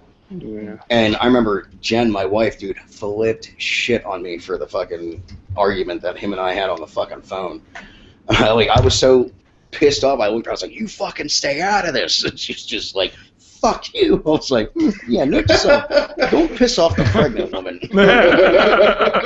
But I was seeing red so fucking badly that I was like, "I don't fucking care, I'm gonna fucking kill him." Note yourself, never piss off the pregnant woman because your balls will be in a fucking mason jar at that point. Let me just say, I gotta love you guys and leave you. It was awesome coming on the show once again. But Hey, really hey, late look on what here. you did. Look what you did. Yeah, you talked about balls in a mason jar. and I'm just like, He loves and yeah, comes bro. everywhere. Thank you. Thanks, Eddie. Have a good one, man. Remember, Eddie, you're the wind that blows my skirt up. We need to get that on a t-shirt or in like a meme looking into the sunset. Hey, we'll go halfies on that. When you make that go viral over there, I'll make it go viral over here. Take it easy, guys. All right, man. Have a good day. What up, TP? What's going on, TP? What up, TP? People? What is up, people? Well, you sound like your old self again. Finally, did you finally kick that flu bug in the ass? Yeah, man. It Nice. was fucking. I was like pneumonia and the flu, bro. That shit was killing me, Dude, bro. I'll tell you what, man. That shit, my wife finally has gotten over that shit, man, and that was like 2 months ago. Dude, Yeah. that's like a super bug this year. I mean, Yeah, dude. That shit, it badass. stayed in my lungs for a good minute, bro. Like I can still feel the weeds and this shit for a good while afterwards. Yeah, oh yeah, he had the same shit that we all fucking had. Dude, and you know what sucks about that whole thing? When my wife got sick, my mom got sick, everything else, it was my fucking niece's baby shower. 50 people showed up and 50 people got sick. And the worst was, like, I quarantined myself away from my wife purposely because I just got done doing chemo that week. And I'm like, man, I feel like shit. I'm like, I am staying the hell away from her. Like, literally walking around with a fucking mask on my face when I was near her. Or just sitting in my fucking lanai the whole time. Didn't care if it got cold or not. It was like, I'm staying away from everybody. And then all of a sudden, I got the cough. And when I was coughing, it burned my chest. I went, fuck, I'm going to get sick. God damn it. And when that happened, it was fucking like, literally the next day, I was like, I was on Eddie's show. And I was like, oh my God, I'm having issues breathing. And then as that went down, I went to go do chemo. And they're like, yeah, you're too sick to do this. We're not going to. I'm like, God damn it. And of course, that's when the fluid fucking built up because I didn't have chemotherapy to fucking, flush my system out. I ended up having like, the 6.5 liters of fucking fluid built. I'm like, God damn it, this shit sucks. You know you're supposed to get your oil changed every 3,000 miles. Yeah, no shit. Dude, the worst was like, because of the fluid buildup, I couldn't breathe. So it already, I already had lung issues from bronchitis is what I fucking had. And then, I couldn't breathe because all the fluid fucking built up, and was pushing against my diaphragm. And the second they drained all the fluid, they had me, like, they're listening to me. They're like, wow, your lungs cleared. I'm like, it's because I can actually get a deep breath to clear my chest. Like, when you have to, like, clear your throat or anything like that, and you have that, something in the back, and like, the whole time I'm like, I can't fucking get enough to, like, Did they send you home with, like, a spirometer or anything? No, they sent me home with fucking steroids and a, They should have. What they did, they should have just brought you home with a needle to pop you like a balloon. Dude, the funny thing was, when they scoped my stomach to see, if they could do surgery the first time, they fill your abdomen with fucking air. They don't. Tell me about it. Oh my fucking God, dude. And the gas pains. And of course, I felt like I was bloated the whole entire time. Hey, I'm like, did that gas ever sit up in your shoulder? no. Oh man, it did Dude, after my surgery. It With was me, dude, worse. it would go straight to my it would fuck with my back so bad. Yeah. I would get back pains and everything else. And I remember, like, my wife would see me, like, walking, and all of a sudden, 2 steps later, I'm on the ground, just about crying in the fetal position. Ah. Because you're like going for walk. Like I would go for walks just to break the shit up, and I'm like, Yeah. how the hell is this stuff going to dissipate? And my mom was kind of freaked out. The doctor was like, "I will just take a big needle, poke him right in the stomach. Everything will be fine." My mom's eyes when he said that was like. Yeah, it wouldn't have been quite as funny if he'd have looked at her and said, "Yeah, he's gonna fart like a racehorse for a couple of days." But it was funny because my doctor said it so serious to her, and him and I knew were like, he was joking, but she was like, "Are you kidding me?" And he's like, "No." He's like, It might explode. You should have said, "Hey, guess how I got it in there? I just plugged a bike pump in his ass." dude, it's fucking CO2. That's all it fucking is. Like, it's finally dissipated now. Of course, when they fucking drained everything out of my stomach, it was funny as hell because the first thing you hear is like, and I'm like, what the fuck was that? And she's like, probably any of the excess gas that you had in your abdomen is gone. I'm like, I thought that chili was bad last night. I was walking down the road, it sounded like a duck. dude, I'm telling you, I think the funniest was, like, after all that got done, I still get gas pains every now and then, but that's because of the colon cancer and shit like that. And the one day, dude, I'm like, oh, my fucking stomach hurts so fucking bad. I'm like, let me go for a walk. And I went for like a 3-mile walk. I came back, and my wife's like, you okay? I'm like, I don't know. And I instantly just kind of like sat down, put my knees into my chest, and all of a sudden you heard this 30-second fucking fart. Yeah. It was just like... Mission control, he's ready for liftoff. And it was like, by the time it was done, I'm like, oh, damn. I Probably felt like a new man, didn't you? And she's like, why are you breathing so hard? I'm like, because I was pushing that out the whole time. Because that was an ass orgasm, didn't you hear it? The lights on your feet afterwards. Yeah, I was like, holy shit, man. God damn. She cracked me the fuck up. She's like, that's got to be the creepiest thing in the whole wide world. I'm like, what? She's like, first of all, you just let out you ripped a good, in all honesty, it was probably a good 10 to 15 second fart. And she's like, that thing was loud as hell. I was like, yeah. She's like, but it didn't stink at all. I said, it's just, smell, yeah. I was like, it's just gas buildup. It's just CO2. You get the same gas when you open a Dr. Pepper. Yep. And she They started could have put a cracking fire up. out with that. Dude, I could have, oh my god, she's just like, I can't believe you just let out that long of a fart. I said, sweetheart, if you heard the shit that happens when you're sleeping. Trevor, just think, next time you open a cold drink, you're going to think of Backsmasher's gas. Dude, the thing that cracks me up is she'll roll over onto her stomach and that's when she fucking lets one go. And I'm like, please tell me you're awake. And nothing. Yeah, It's see? like, That's right. A sleep farts smell way worse than awake farts. Oh, yeah. my god, dude. That's because the shit doesn't know which way to go. It's like, oh, damn, there's sleep. Do I go out? Do I stay in? What do I do here? I think the thing that, what sucks for her is she's got ulcerative colitis. Ooh. So, yeah, dude, colon cancer runs in her family. She gets tested every 6 months, just in case. Because when we came down on vacation the first time, after the baby actually, the birth of the baby triggered her ulcerative colitis to spike so fucking bad, it put her in the hospital. She lost so much fucking blood that she got 3 pints of fucking blood when she was in there. And I was like, holy shit, that's when we found out, oh damn, she's got ulcerative colitis and everything else. So she has to watch what she eats and shit like that. But when she has, a salad, it's like, watch out, dude. Because, 9 times out of 10, it's got everything she shouldn't fucking eat, but she's like, it's so damn good. And I'm like, not for me. Yeah. I'm like, Wiki froze and he had an epic look on his face. what the fuck are you doing, Fig? All I see is the hat, the mustache, and a cake. Fake glasses. Like Palpatine fell asleep. We only see the top of his head for the last half hour. This is the Kenny.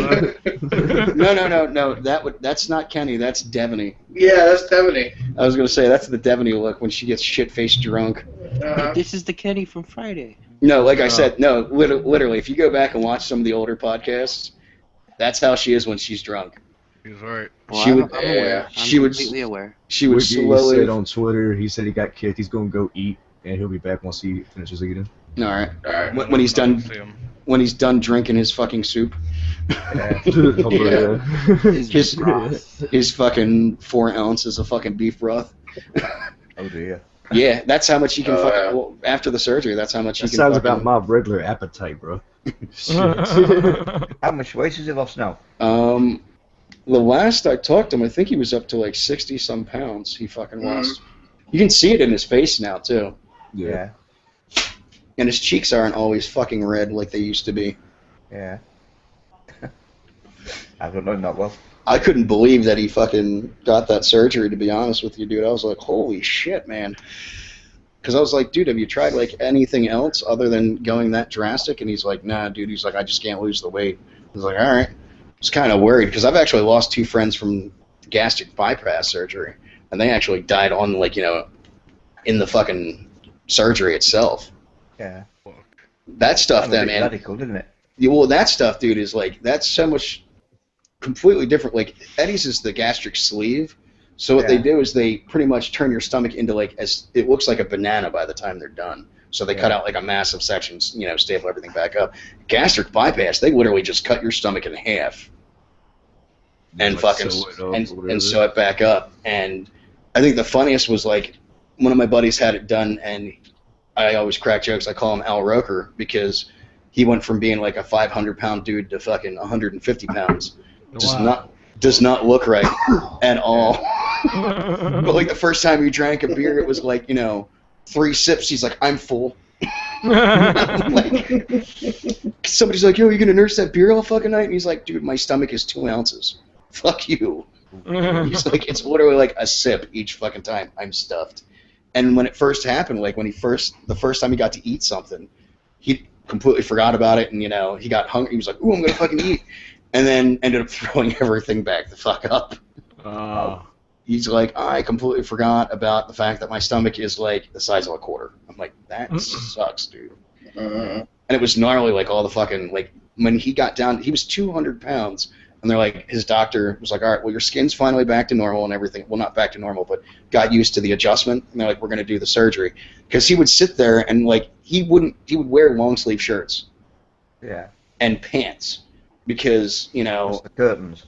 Yeah, because of, you know, his fucking arm fat, like, draped the fuck down. He's like, I've got bitch tits.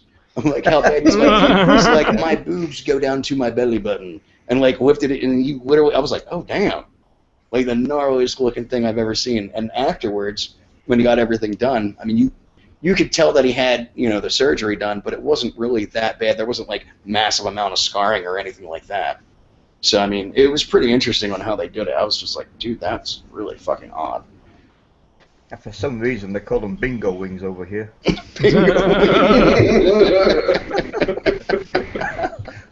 I've never understood where the term came from, but... So, TP, I ended up watching Mick Foley's freaking documentary today. Which one? The last one? Yeah. That nigga has a bunch of different like documentaries and stuff.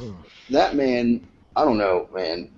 He was crazy back in the fucking day. This is I mean, after our discussion. That was like absolutely fucking nuts, dude. The whole Hell in the Cell with Undertaker. I mean, the fact that his tooth was in his nose. Yeah. Yeah, that's pretty fucked up. Yeah, like not only did you just take a 25-foot fall onto a table, you took a he's smiling because he's trying to stick his tongue through the hole in his mouth. Yep. You took a 15-foot drop from the top of the cage into the fucking ring, and when he landed. That was a second fall of the night. Yeah, that was the second fall of the night. And I remember they were interviewing Terry Funk. That one was worse because the ring is a lot harder than you think. The table broke his fall.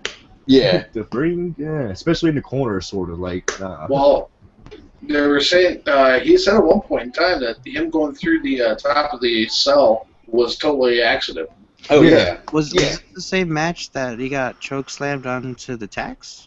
Yeah. That happened after all that shit would happen. He was out on his feet, and they still continued to match, and Yeah, like he said, when he landed, he was out cold. Fucking, you know. The one thing I loved about that is when Terry Funk came in to save him, whatever, he got choke slammed out of his shoes. Mick Foley's like, he woke up and he saw a pair of shoes just laying in the ring. What the fuck? I've talked to him a couple different times, tried to get him on for an interview because his official Legends contract is ended with WWE, and they're going to go by a handshake-to-handshake deal, which means, you know, they don't have to fucking approve all of his meetings and shit like that or whatnot. So I talked to him. I was like, man, I would love to get you on for an interview. And basically, what he told me is that he said, if we do an interview, he's like, man, you don't have to. He's not, I don't want to talk about the same old stuff because everybody asking about the Hell in the Cell. All right, everybody asking about these certain questions. Like, dude, trust me. I was like, I go back to your Japanese days and all that shit. It's like, we ain't got to talk about fucking Hell in the Cell. I'd start talking about how the fact that he's such a phenomenal fucking writer. Yeah, that too, fucking. Dude, I mean, I thought it was pretty cool that he wrote his got own. one of his kids' books, man. Yeah, like he wrote his own autobiography, and it was funny because He they got were. 4 of them. Yeah, but his first one that went to the bestseller list. Yeah, it's pretty much like the first actually wrestling biography too. That was pretty much out there. I think The Rock had one around that time too, but Mick Foley's was the first one to go like number one. Mick Foley's was the first one because it was Mick Foley, Stone Cold Steve Austin, and The Rock, and they most likely them two were ghostwriters though. Yeah, those were ghostwriters, and they said that Mick Foley was kind of like the guinea pig test subject for everything. And it was funny when he wrote everything down and shit, and he was like, well, I'd like to have my own writer. This was after he was having issues with the fucking ghostwriter. And they were very, wonderful, great, we're going to get scribbling to like a this fucking... dude who's been hit in the head for the past 30 years with a chair. Yeah. Like, he's going to write us a book. Okay, yeah. And it was funny, when they were... smart as shit. Yeah, when they were talking to the lady of Regan Books, she was like, we were blown away on how good his writing was. Yeah. She's like, you would never expect it. They said Barnes & Noble had a lot of big names in New York City.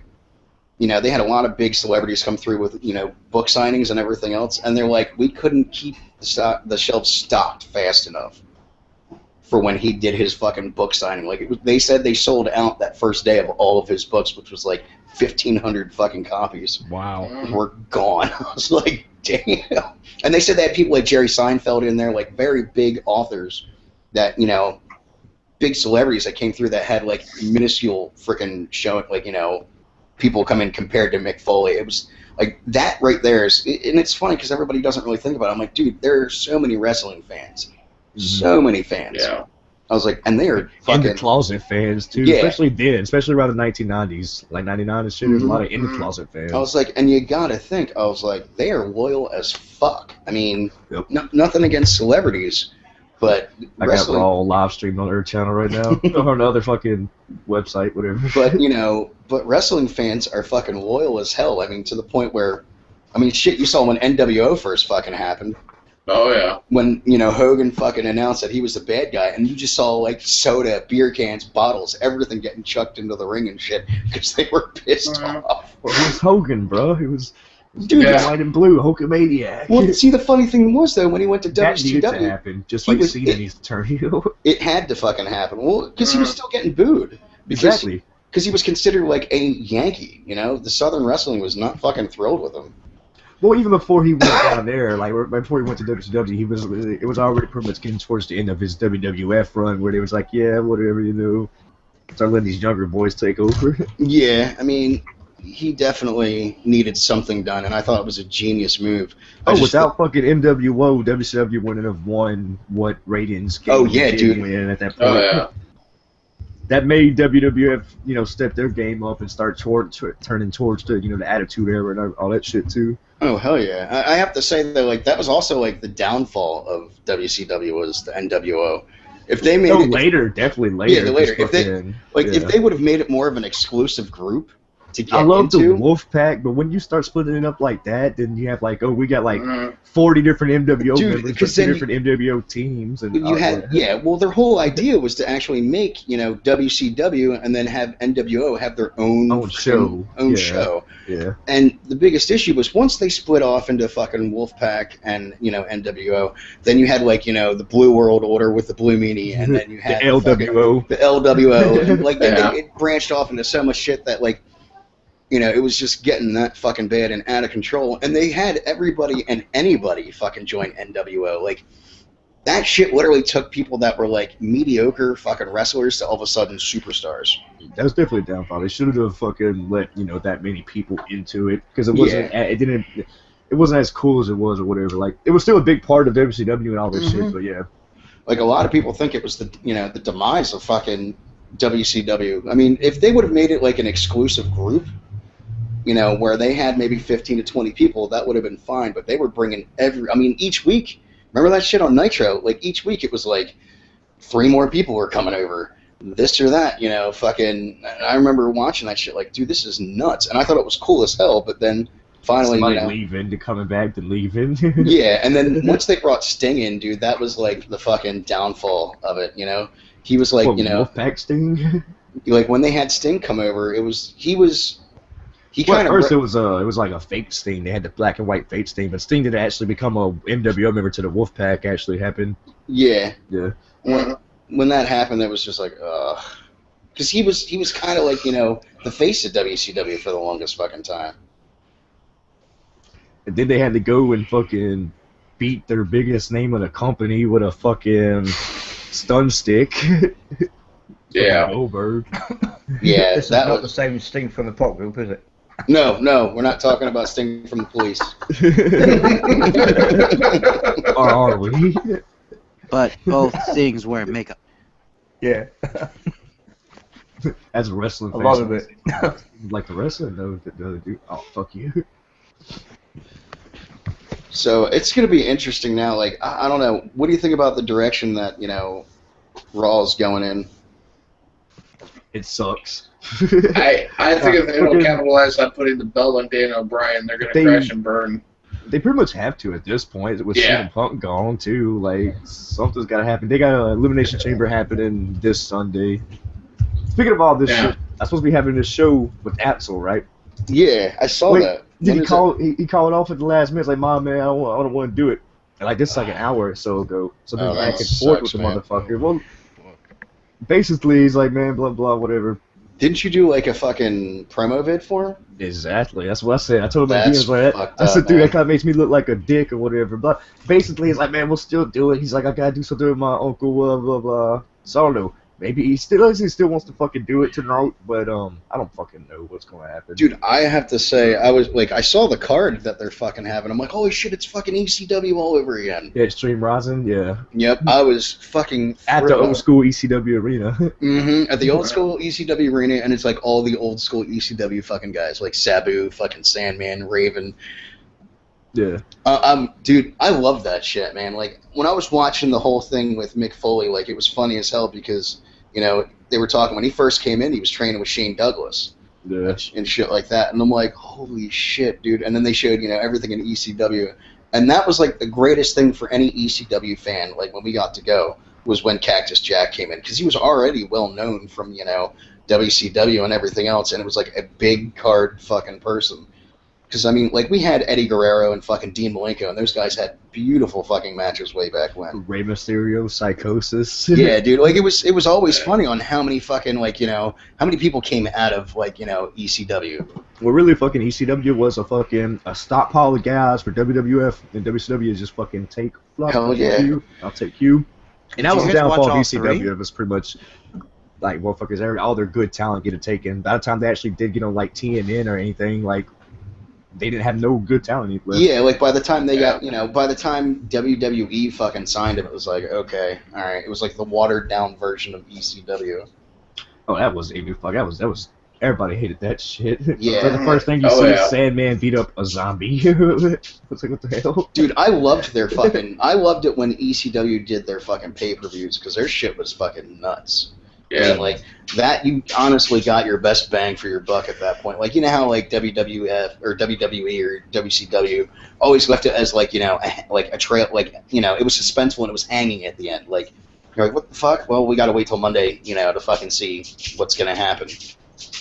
With ECW, dude, like, you know, everything was just on the line right then and there. It was, you know, there's gonna be no cliffhanger here. This is what it is. Build up too. Like Mhm. when Taz and Sabu actually first went at it, they built that shit up for a year. Yep. They didn't let them motherfuckers touch for a fucking year. Like they didn't.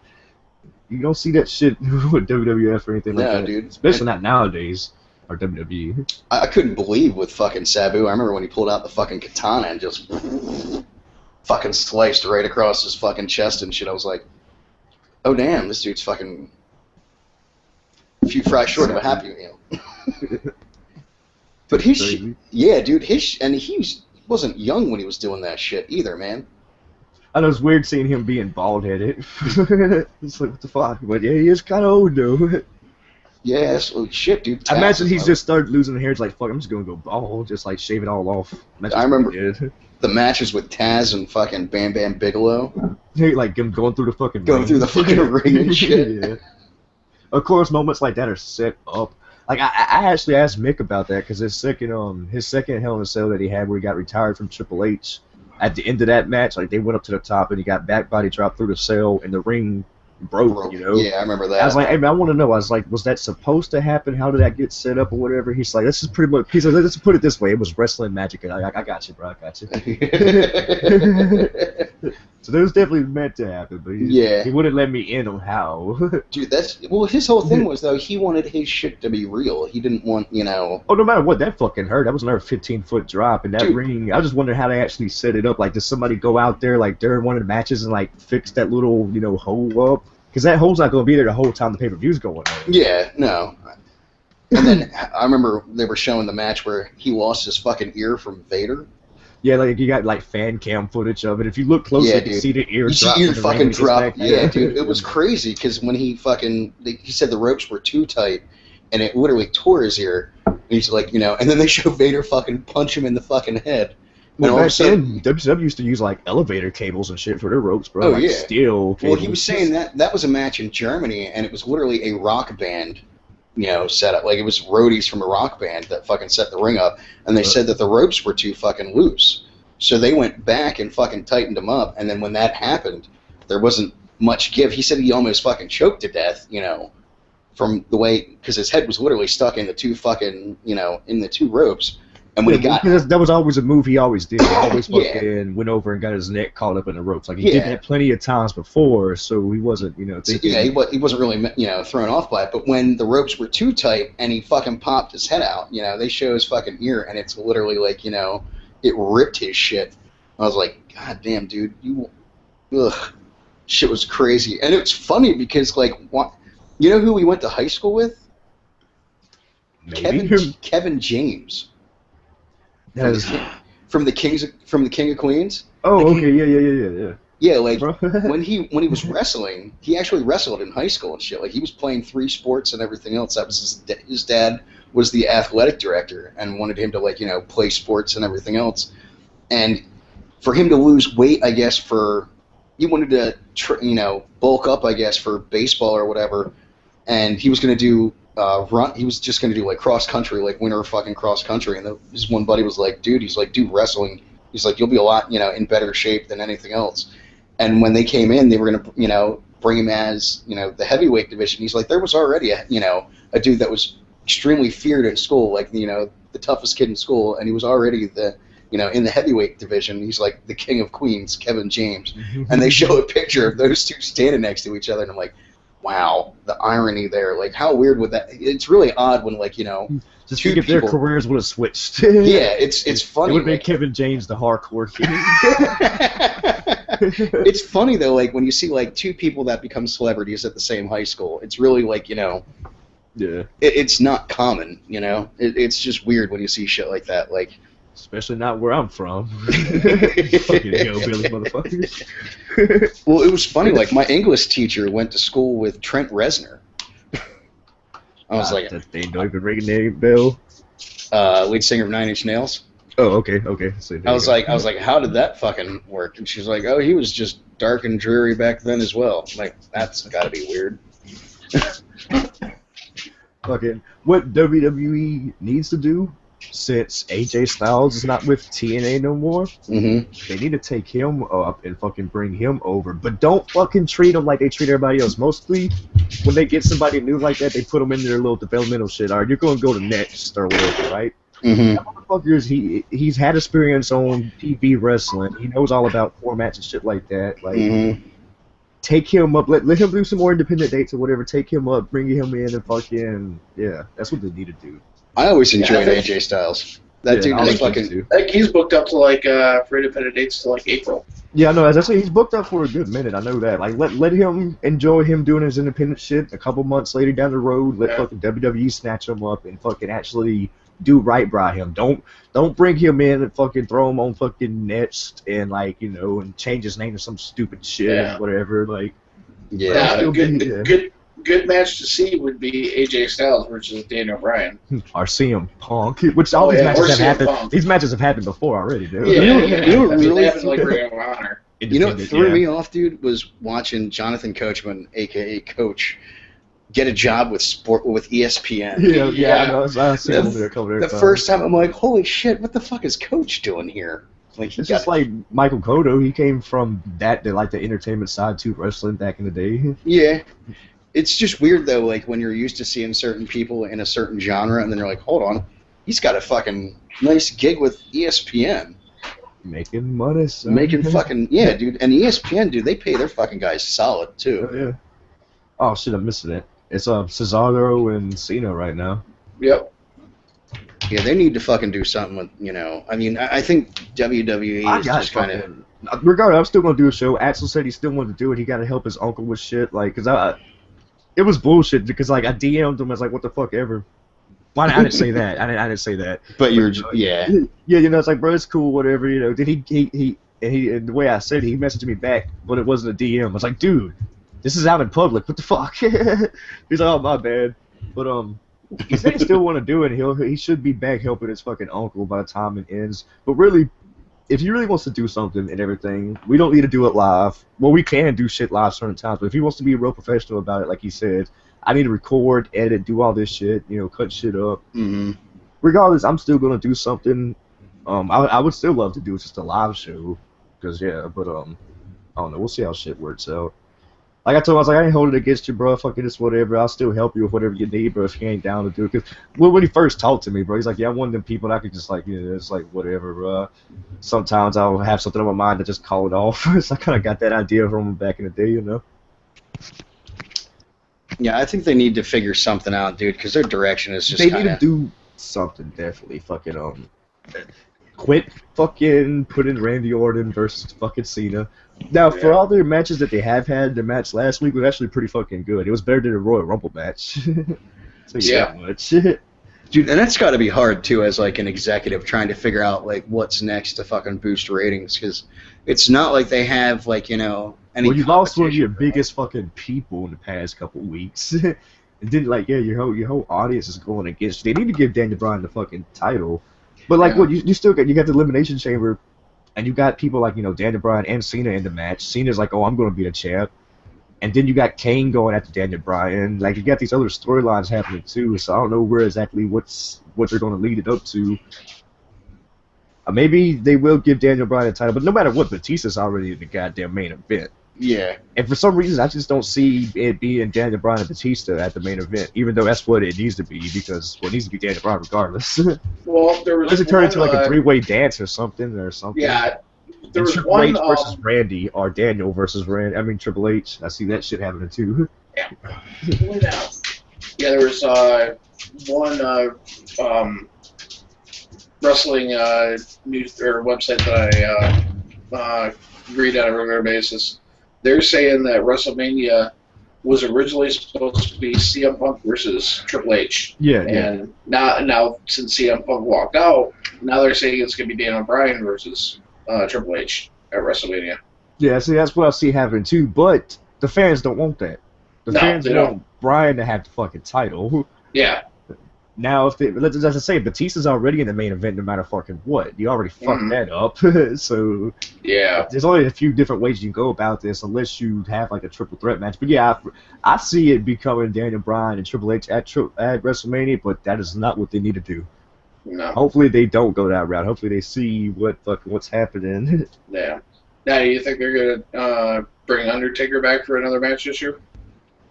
Yes, just because But who's he gonna face though? It's like that's something else too. It's like who is he actually? There's actually talk about Hogan and Roddy Piper might be showing up and doing like a Piper's Pit. Isn't that Hogan would be fucking cool? Is Hogan still with TNA? No. They ended a few months ago. A month or two back. Hogan and Sting are no longer with TNA. Neither of them are. I don't know, man. Like, how is TNA? Have you guys like watched any of that or? I still watch it. Fucking like. They have some good matches, you know, still with some good people, but their storylines are still hit and miss, and they're, I don't know. Yeah, I still watch it for an alternative because I don't, you know, it's not PG. That's the main reason I watch it. Yeah.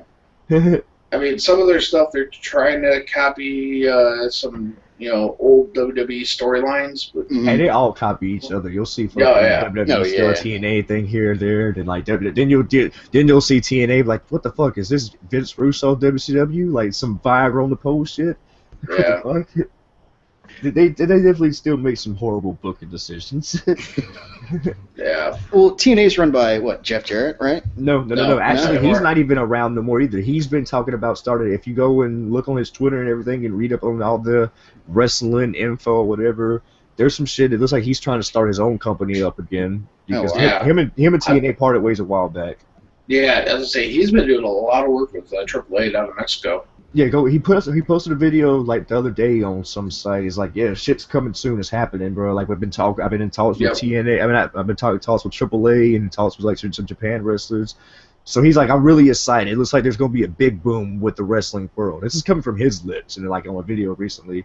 So he's trying to put some organization or something together. That's what. Because it would be great if there was something that was just as good. Because I mean, to be honest with you, the downfall of TNA was really the fucking all these big stars coming in, like your Hulk Hogan's and shit, like getting rid of your six-sided ring and doing all this bullshit. Oh, they got rid of the six-sided ring? They got rid of that a few years back. Yeah, I'm telling you, it's been a while since I've watched any TNA. Like I still pretty much I do like pretty much WWE. I don't watch it every single second it's on. Like WWE's just still on right now in the background, but I'll definitely flip over there or check out their YouTube channel because both of their channels, like WWE and TNA's channel, they both do a good job at recapping that night, like after the show's over. So you can always catch the recaps on there. And I did read one interview with AJ Styles. He said that he liked the four-sided ring better because it's a lot easier to take bumps on than the six-sided ring. Well, yeah, you got to think but that was one thing that stuck out for TNA because none of the American people really saw six. Like the six sides is really like AAA shit, wasn't it? Shit like that. Like at one point, like Mexican. Yeah. I thought that was cool as shit that they fucking had that because that gave them, they were different than everything pretty much else. When they had Hulk Hogan and Eric Bischoff first come in TNA, which just sounds like a bad idea from the start, bringing them two together in. Like the next week, Hulk Hogan came out, was like, we're getting rid of the six-sided ring, and they went to a regular ring. They should do special events and shit at least, man. Like fucking every pay-per-view is six-sided ring or something. I don't fucking know. Yeah. Do something. When they do Lethal Lockdown, they should bring back the six-sided ring with the cage. Yeah, they announced this past week or whatever that Lethal Lockdown's going back to every match being in a cage. Yep. Instead of just like the few main events or whatnot. Yeah. Yeah, I don't know, because you know what sucks? Like, the second WWE bought out all the competition, like, at that point, I think that's, like, probably the worst thing that they fucking could have done, just because you need something to compete against, or the shit's going to get stale, or you better have solid fucking storylines the whole fucking time. And regardless of what TNA fans might think or anything like that, it's not... They're nowhere in the league of WWE, so they're not worried about like pushing the envelope or anything. Oh yeah. I'll be right back. The real Egypt said, rumor has it Brock Lesnar's going to challenge the Undertaker. So that could be good. We still got a few more weeks. Like the Elimination Chamber is happening fucking this Sunday. Then you got it happens on April 4th or some shit like that. Where's it at this year? What, WrestleMania? Yeah. My state, nigga, Louisiana. At the Superdome. Yep. Nice. I'm going to some events. I'm not going to the WrestleMania because I'm a cheap bastard, bro. Like I'll watch this. Fucking pricey, I'll live stream it free. So and actually, I should have the WWE Network. They're gonna give it to you on that shit then. But I'm definitely going to Cole Cabana's event on fucking that Friday. He's having like a comedy show. I'm going to that. They have like a WrestleCon that's happening. They have a bunch of different shits going on because it's WrestleMania weekend. Yeah, that shit's pricey as fuck, dude. Like, I think WrestleMania is like the Super Bowl for fucking. Dude, nah, look, check it out. Fucking at the WrestleCon thing, Kevin Nash and them were holding an event. It's called like the SWO, the Shenanigans Party or some shit, right? To be a VIP is $150. God damn, man. That's just like a little event thing that they're holding. And Like, fuck that, man. I would love. Like, it's something else. I'm not going to go to WrestleCon probably just because you can get like general admission for like 20, $35. Mm-hmm. But each wrestler, you have to pay $20 to $50 for a picture and autograph and all that shit. Like, as much as I would love to go and talk and interview and get some pictures and shit, like, fuck. That's a lot of money. Yeah. Well, see, that's what sucks, man. Because then you like, gotta have gas and eat money and all that shit, food money or whatever. Yeah, well, that's what sucks, dude. Like, when they do some of that shit, it's fucking pricey, and especially like I remember back in the day, dude. Pricey as hell. Like back in the day, I mean, growing up, dude, if fucking Hogan was somewhere, you didn't pay for autographs. Nah, I pretty much do. Like, I don't want to pay for a fucking autograph. Like, I don't. No, not at all. Like, Yeah. Mick Foley shit when we had that event. Like, I didn't pay for an autograph. Fucking like, you paid to get into the event, then that's how it should be. If you got general admission, bro, you should be able to go up there, shit like that. And I can see if they have merchandise for sale, or if you want to take a special picture or something like that. Okay, but if I'm bringing my own item up there for you to sign. Which I understand, a lot of these people that are at WrestleCons and shit are motherfuckers who are really, who ain't really getting booked nowadays. They're either older wrestlers who can't necessarily do it, or something like that, or who are retired, something like that. So, you gotta make some money, bro. Understand? Oh, hell yeah. And it's funny. Same reason why I can't get New Jack on an interview, because that nigga wants money. Yeah, no shit. I wonder how much money fucking Bubba the Love Sponge fucking paid for him to be on fucking his show, dude. I don't know. Imagine a good amount, bro. Motherfucker don't seem like, because he's done pretty much he's done said all he's got to say. You know how many fucking like DVDs and shit he's got out there, bro? Oh yeah, dude. But like, I love that motherfucker crazy. I love that nigga. Yeah, that dude is shit. fucking. He is definitely fucking batshit crazy. I would never want to fucking meet that dude in a fucking well-lit alley, let alone a dark alley. He will take the shit you say. You know he's blind in one ear. one ear. One ear, damn. Smoke some more, why don't you? Fuck, you're blind in one eye. Yeah, I talked to him before. This dude's definitely crazy, man. I don't fucking know. Oh yeah. I'm glad he's following me on Twitter. After we had a few conversations, like, dude, you see I'm cool as fuck. Won't you follow me? It's like, boom. It's like, yeah. Awesome. All right, give me 1 second. I'll be right back. I gotta grab something. All right. Here we go. Big Cesaro swing on John Cena. That match is still going on. I missed it. If you actually watch Cesaro and Ring of Honor and shit, like he had this one move where he put him up on his shoulders and spun the fuck around and I don't know, it's really badass. I forgot what they called it. They got some good. He's got some good ass moves that WWE will not let him do. Yeah. That shows off his strength, like the big Cesaro swing. Mm-hmm. Ofer's definitely a beast. Yeah, all this shit's over my head. Stopped watching wrestling 10 years ago. That's all I gotta say to all this. I was born into it, man. And Dude, I was born into it too, but after a certain point, I'm like, yeah, I'm done. oh yeah, that's when I just watch old school shit on the internet, just half-ass stream the shit. Really, if I wasn't planning on doing all these different shows, and I probably wouldn't be watching it like I do nowadays. I don't know, me after a certain point, just like, yeah, I'm done. Like, I'll pop in just when it's a large event or something like that. That's about it. Yeah. He goes up and down. They have their good periods and their fucking, good moments, all that shit. But yeah, for the past, I don't know how many years, it's been pretty fucking boring compared to the shit I grew up with, Yeah. But that's gonna be like that, 'cause that's a lot of nostalgia speaking too. But yeah, whatever. Nah, dude, I'm along with you on that one. Since fucking WWE wanted to become PG, I've lost interest in it. Somebody gonna come at me. He's like, well, the fucking before it was like the Attitude Era, it was PG. I was like, yeah, but did you remember watching that shit? It might have been PG. They still pushed the envelope. They still did a lot of shit. Did you see Roddy Piper on the fucking on promos? Come on, nigga. Like, yeah, it was considered PG back then too, but it was definitely edgy and they could do a lot more shit. But TV was definitely a lot different too. Yeah. Well, I was like, what, 30 years ago? Yeah, that's far, far before my fucking time.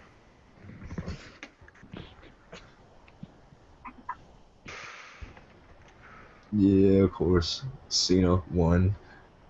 Gone. Pretty much.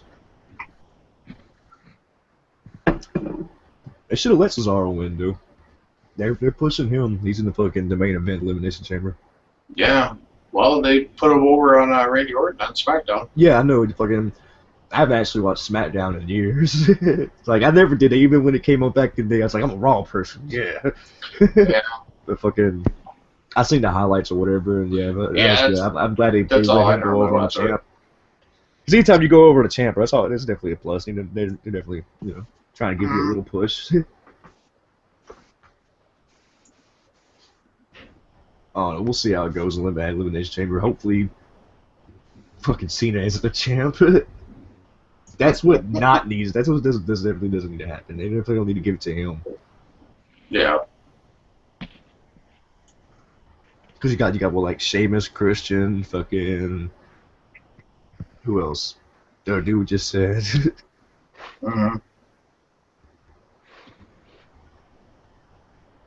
Yeah, Cesaro. Yeah, that'd be fun. Yeah, just do something different. Let that fucker win the title. Screw Daniel Bryan. Again.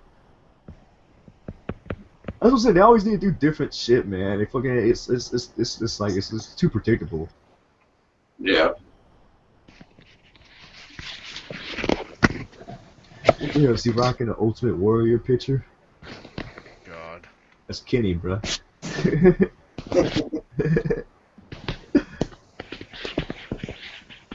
Load the spaceship with the rocket fuel. Dude, his fucking promos were crazy as shit. Oh yeah.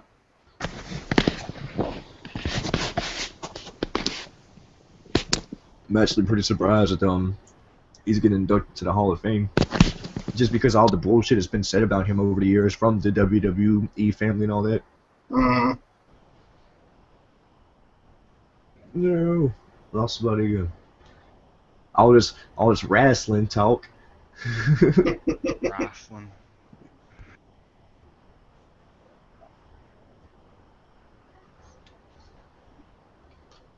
Again, so I'm trying to start up a live show. I don't know if I'll be a good host for a show. Be like 15 minutes of dead silence. Welcome to the show half the time on here. That's what it pretty much is. Son of a bitch. What the fuck? I told you, I'm cool. I didn't hear that. Didn't hear what? Yeah, I hear it. Whatever the fuck you Don't worry said. about it. He was talking about you. Oh, Yeah. Oh, Yeah. shit. Fuck him. Man, my wife is such a dumb fucking twat. I swear to God, man. That broad Guess don't who's a fucking- guest now? Guess who I got on the line right here? Who? Your wife. Yeah, she's No. a fucking dumb bitch. Fuck her. She's just, I swear to God, like she don't Hey fucking. man, that's a majority of women. Nah, I mean, she just don't fucking think. Like that's the shit that pisses me off about her, dude. Like, so we found Really, out that's the my, majority of like fucking we people. found out my period. fucking daughter made 2 Facebook accounts without our permission and shit. So I deactivated the one. She's like, well, the other one's not deactivated. I logged onto it. I'm like, hey, dumbass, you just reactivated the fucking account By logging onto it. by logging onto it. She's like, oh. I'm like, I don't fuck with Facebook really. I was like, you know what, sweetheart? She's like, what? I'm like, how about you, before you do anything, you fucking talk to me about it. I hate Facebook. I just hate that she don't fucking think about shit. She's a smart fucking person, but fucking common sense wise, dude, it's shot in her fucking ass. Yeah. How old's your daughter? My daughter's fucking 12. So yeah, definitely need to watch Yeah. shit like that. With Yeah, the dude. online Well, stuff. yeah, dude. She fucking, and then on top of that, like changes her fucking age. They're like, oh, I'm 18. Yeah, and I'm like, oh no, that shit ain't fucking flying with me at fucking all. Fuck that noise. Everybody did that as a kid. Well, the internet Yeah. age, but still, yeah. When you're a parent, that's different. See, it's funny. Like growing up, man, we didn't like our internet was like Prodigy. Dial fucking like a 5K connection. Dude, I remember the first time getting the internet. It's like, holy shit, bro! Like this was awesome. I had to wait there like 20 minutes. Can't get no phone calls. Mhm. All that bullshit. Or your Letting mom- websites load up. I used to have those some awesome times, dude, bro. Because like first being able to first experience the internet like that when I was like, I was back actually around the time that before Grand Theft Auto 3 started coming out. Because I remember looking up internet shit for it like around that time. I was like seeing this 3D open world game, like holy shit, this looks amazing. After waiting think 30 minutes to watch the was- video, I was fuck, man. It was like I was 15 years old when we first started using internet and shit. That's That was when the first like time we got it around here. like AOL and Prodigy and shit like that were like the only 2 like internet providers at that point. And I remember the first time I saw like a GIF of boobies. I That's was your like, free 10 hours of AOL online. Came in your cereal box or whatever. yeah, dude, AOL always fucking sent that shit the fuck out via mail. Yeah. And that was like my fucking internet provider for the longest time was AOL. It's like we had it, like it took a little while, but we finally got it, and then, like, I don't know, we just cut it off or something happened. No, actually, no, I think we had somebody in jail, and they ended up running up a high-ass collect call bill or some shit like that, so it ended up our phone bill got shut off or whatever back then. And then we just left the internet off for a whole bunch of years, and I finally got it back on when I was like doing YouTube. I remember. Dude, when I first started doing YouTube, I didn't even have like I was using other people's like laptops and shit to like make my little YouTube editor video.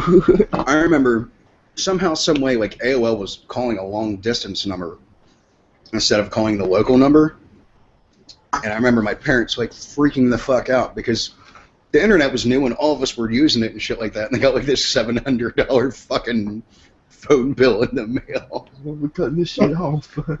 My dad's flipping out, and I went in and I'm like, Pop, you guys have been calling a long distance number the whole time. That's why. And he's like, oh, son of a bitch. Because they just changed certain area codes in Pennsylvania. For the longest time in our area, it was always 215. And then they introduced this new 610 area code. And because they changed the area codes around, and it was literally like a town like right down the road, but it was still considered long distance because they didn't change everything over right away. And that was the fucking issue. And I'm like, yeah, let's change it back to a 215 area code. My dad's like, God damn it. But I remember, like, you know, it was funny when, like, cable finally came around and they still had people fucking using AOL. I'm like, why are you using two internet service providers? And they're like, what do you mean? I'm like, there's AOL that, you know, you have to log into and everything else. They're like, okay. I'm like, and then the cable is through Comcast. I'm like, you don't need to log into any other provider. I'm like, it just gets you on the internet. And I remember going from like the 25K connection to all of a sudden, you know, cable, where it was like, holy shit, I can download a fucking album in like 2 minutes. Where like you're downloading like a fucking song and it's taking 20 minutes to fucking download. That's when I discovered torrent websites, man. That's when I was like, hell yeah, we can fucking download this and it'll be fucking done now. Instead of like, you know, doing it the other fucking way. You're like, God damn, man, what the fuck? Yeah, shit was fucking always crazy. I remember that. Fucking having a fucking blast with that shit, though. Back in 1 moment for a second. Ugh. So, Cobb, you having fun with GTA Online? Oh, yeah. Did you ever end up coming back online today at all, or no?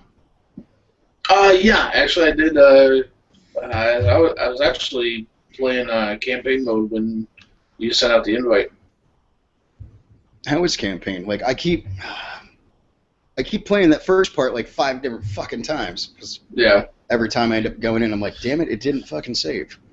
I've actually made it all the way through the campaign. Now I'm just kind of tooling around, and right now I'm I bought one property at the dock, like in the it's up in the northwest part of the map, and as soon as I did that, some lady showed up and gave me a mission to go around and pick up pieces of a sub that are in the water. So it was like 30 different pieces, and I've got like 2 more to get. Nice. So I successfully landed a fucking airplane last night. Yes. Well, dude, when I first fucking got my plane at the fucking airport, it wasn't in a hangar. Like, it was like, you know, so, and trying to fucking move that while it's not, you know, steering on the fucking plane when it's on the ground fucking sucks. Yeah. You know, it's absolutely fucking terrible. And I'm like, it's not going anywhere. And literally, I crashed the thing into the fucking one building, called fucking Moore's fucking whatever, or, you know, just ordered another plane, and they fucking finally put it in my hangar. And once they did that, I could fucking take off. I'm like, all right, cool. And I ended up taking it to the north of the map, to the fucking strip up there. And I'm like, let me see if I can fucking land this thing. I'm like, was, you know, trying to fucking come down and fucking landed that thing perfectly. It was like, holy shit. Nice. I was talking to Young Jay. I'm like, dude, I fucking landed a plane. I'm like, okay, you're fucked, but that feels good. Dude, Oh, I'm yeah, telling you, trying to fucking land a plane, you know, I mean, you don't think about it, but I'm not trying to crash my plane when I'm fucking landing it in fucking GTA. Yeah. Obviously, you didn't do the flying school where they make you land one on the bridge. No, I didn't. Well, dude, all right, That was so, a bitch the first couple times I tried. well, you know, this is online. Like, I didn't do anything through the game yet. Yeah. So, you know, once I finished my fucking tutorial, it was like, all right, let me go out. Let me get this car. Let me get that. And then before I even had a fucking garage, which was That's 3 days of stupid. trying to get online.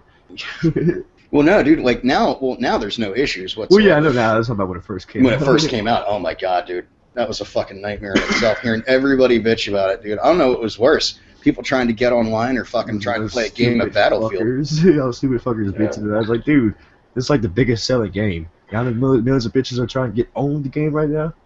Give me some Yeah. time, bro. You know, like, that made no sense. You're not gonna, like, I don't know why they didn't make fucking online available right off the fucking bat.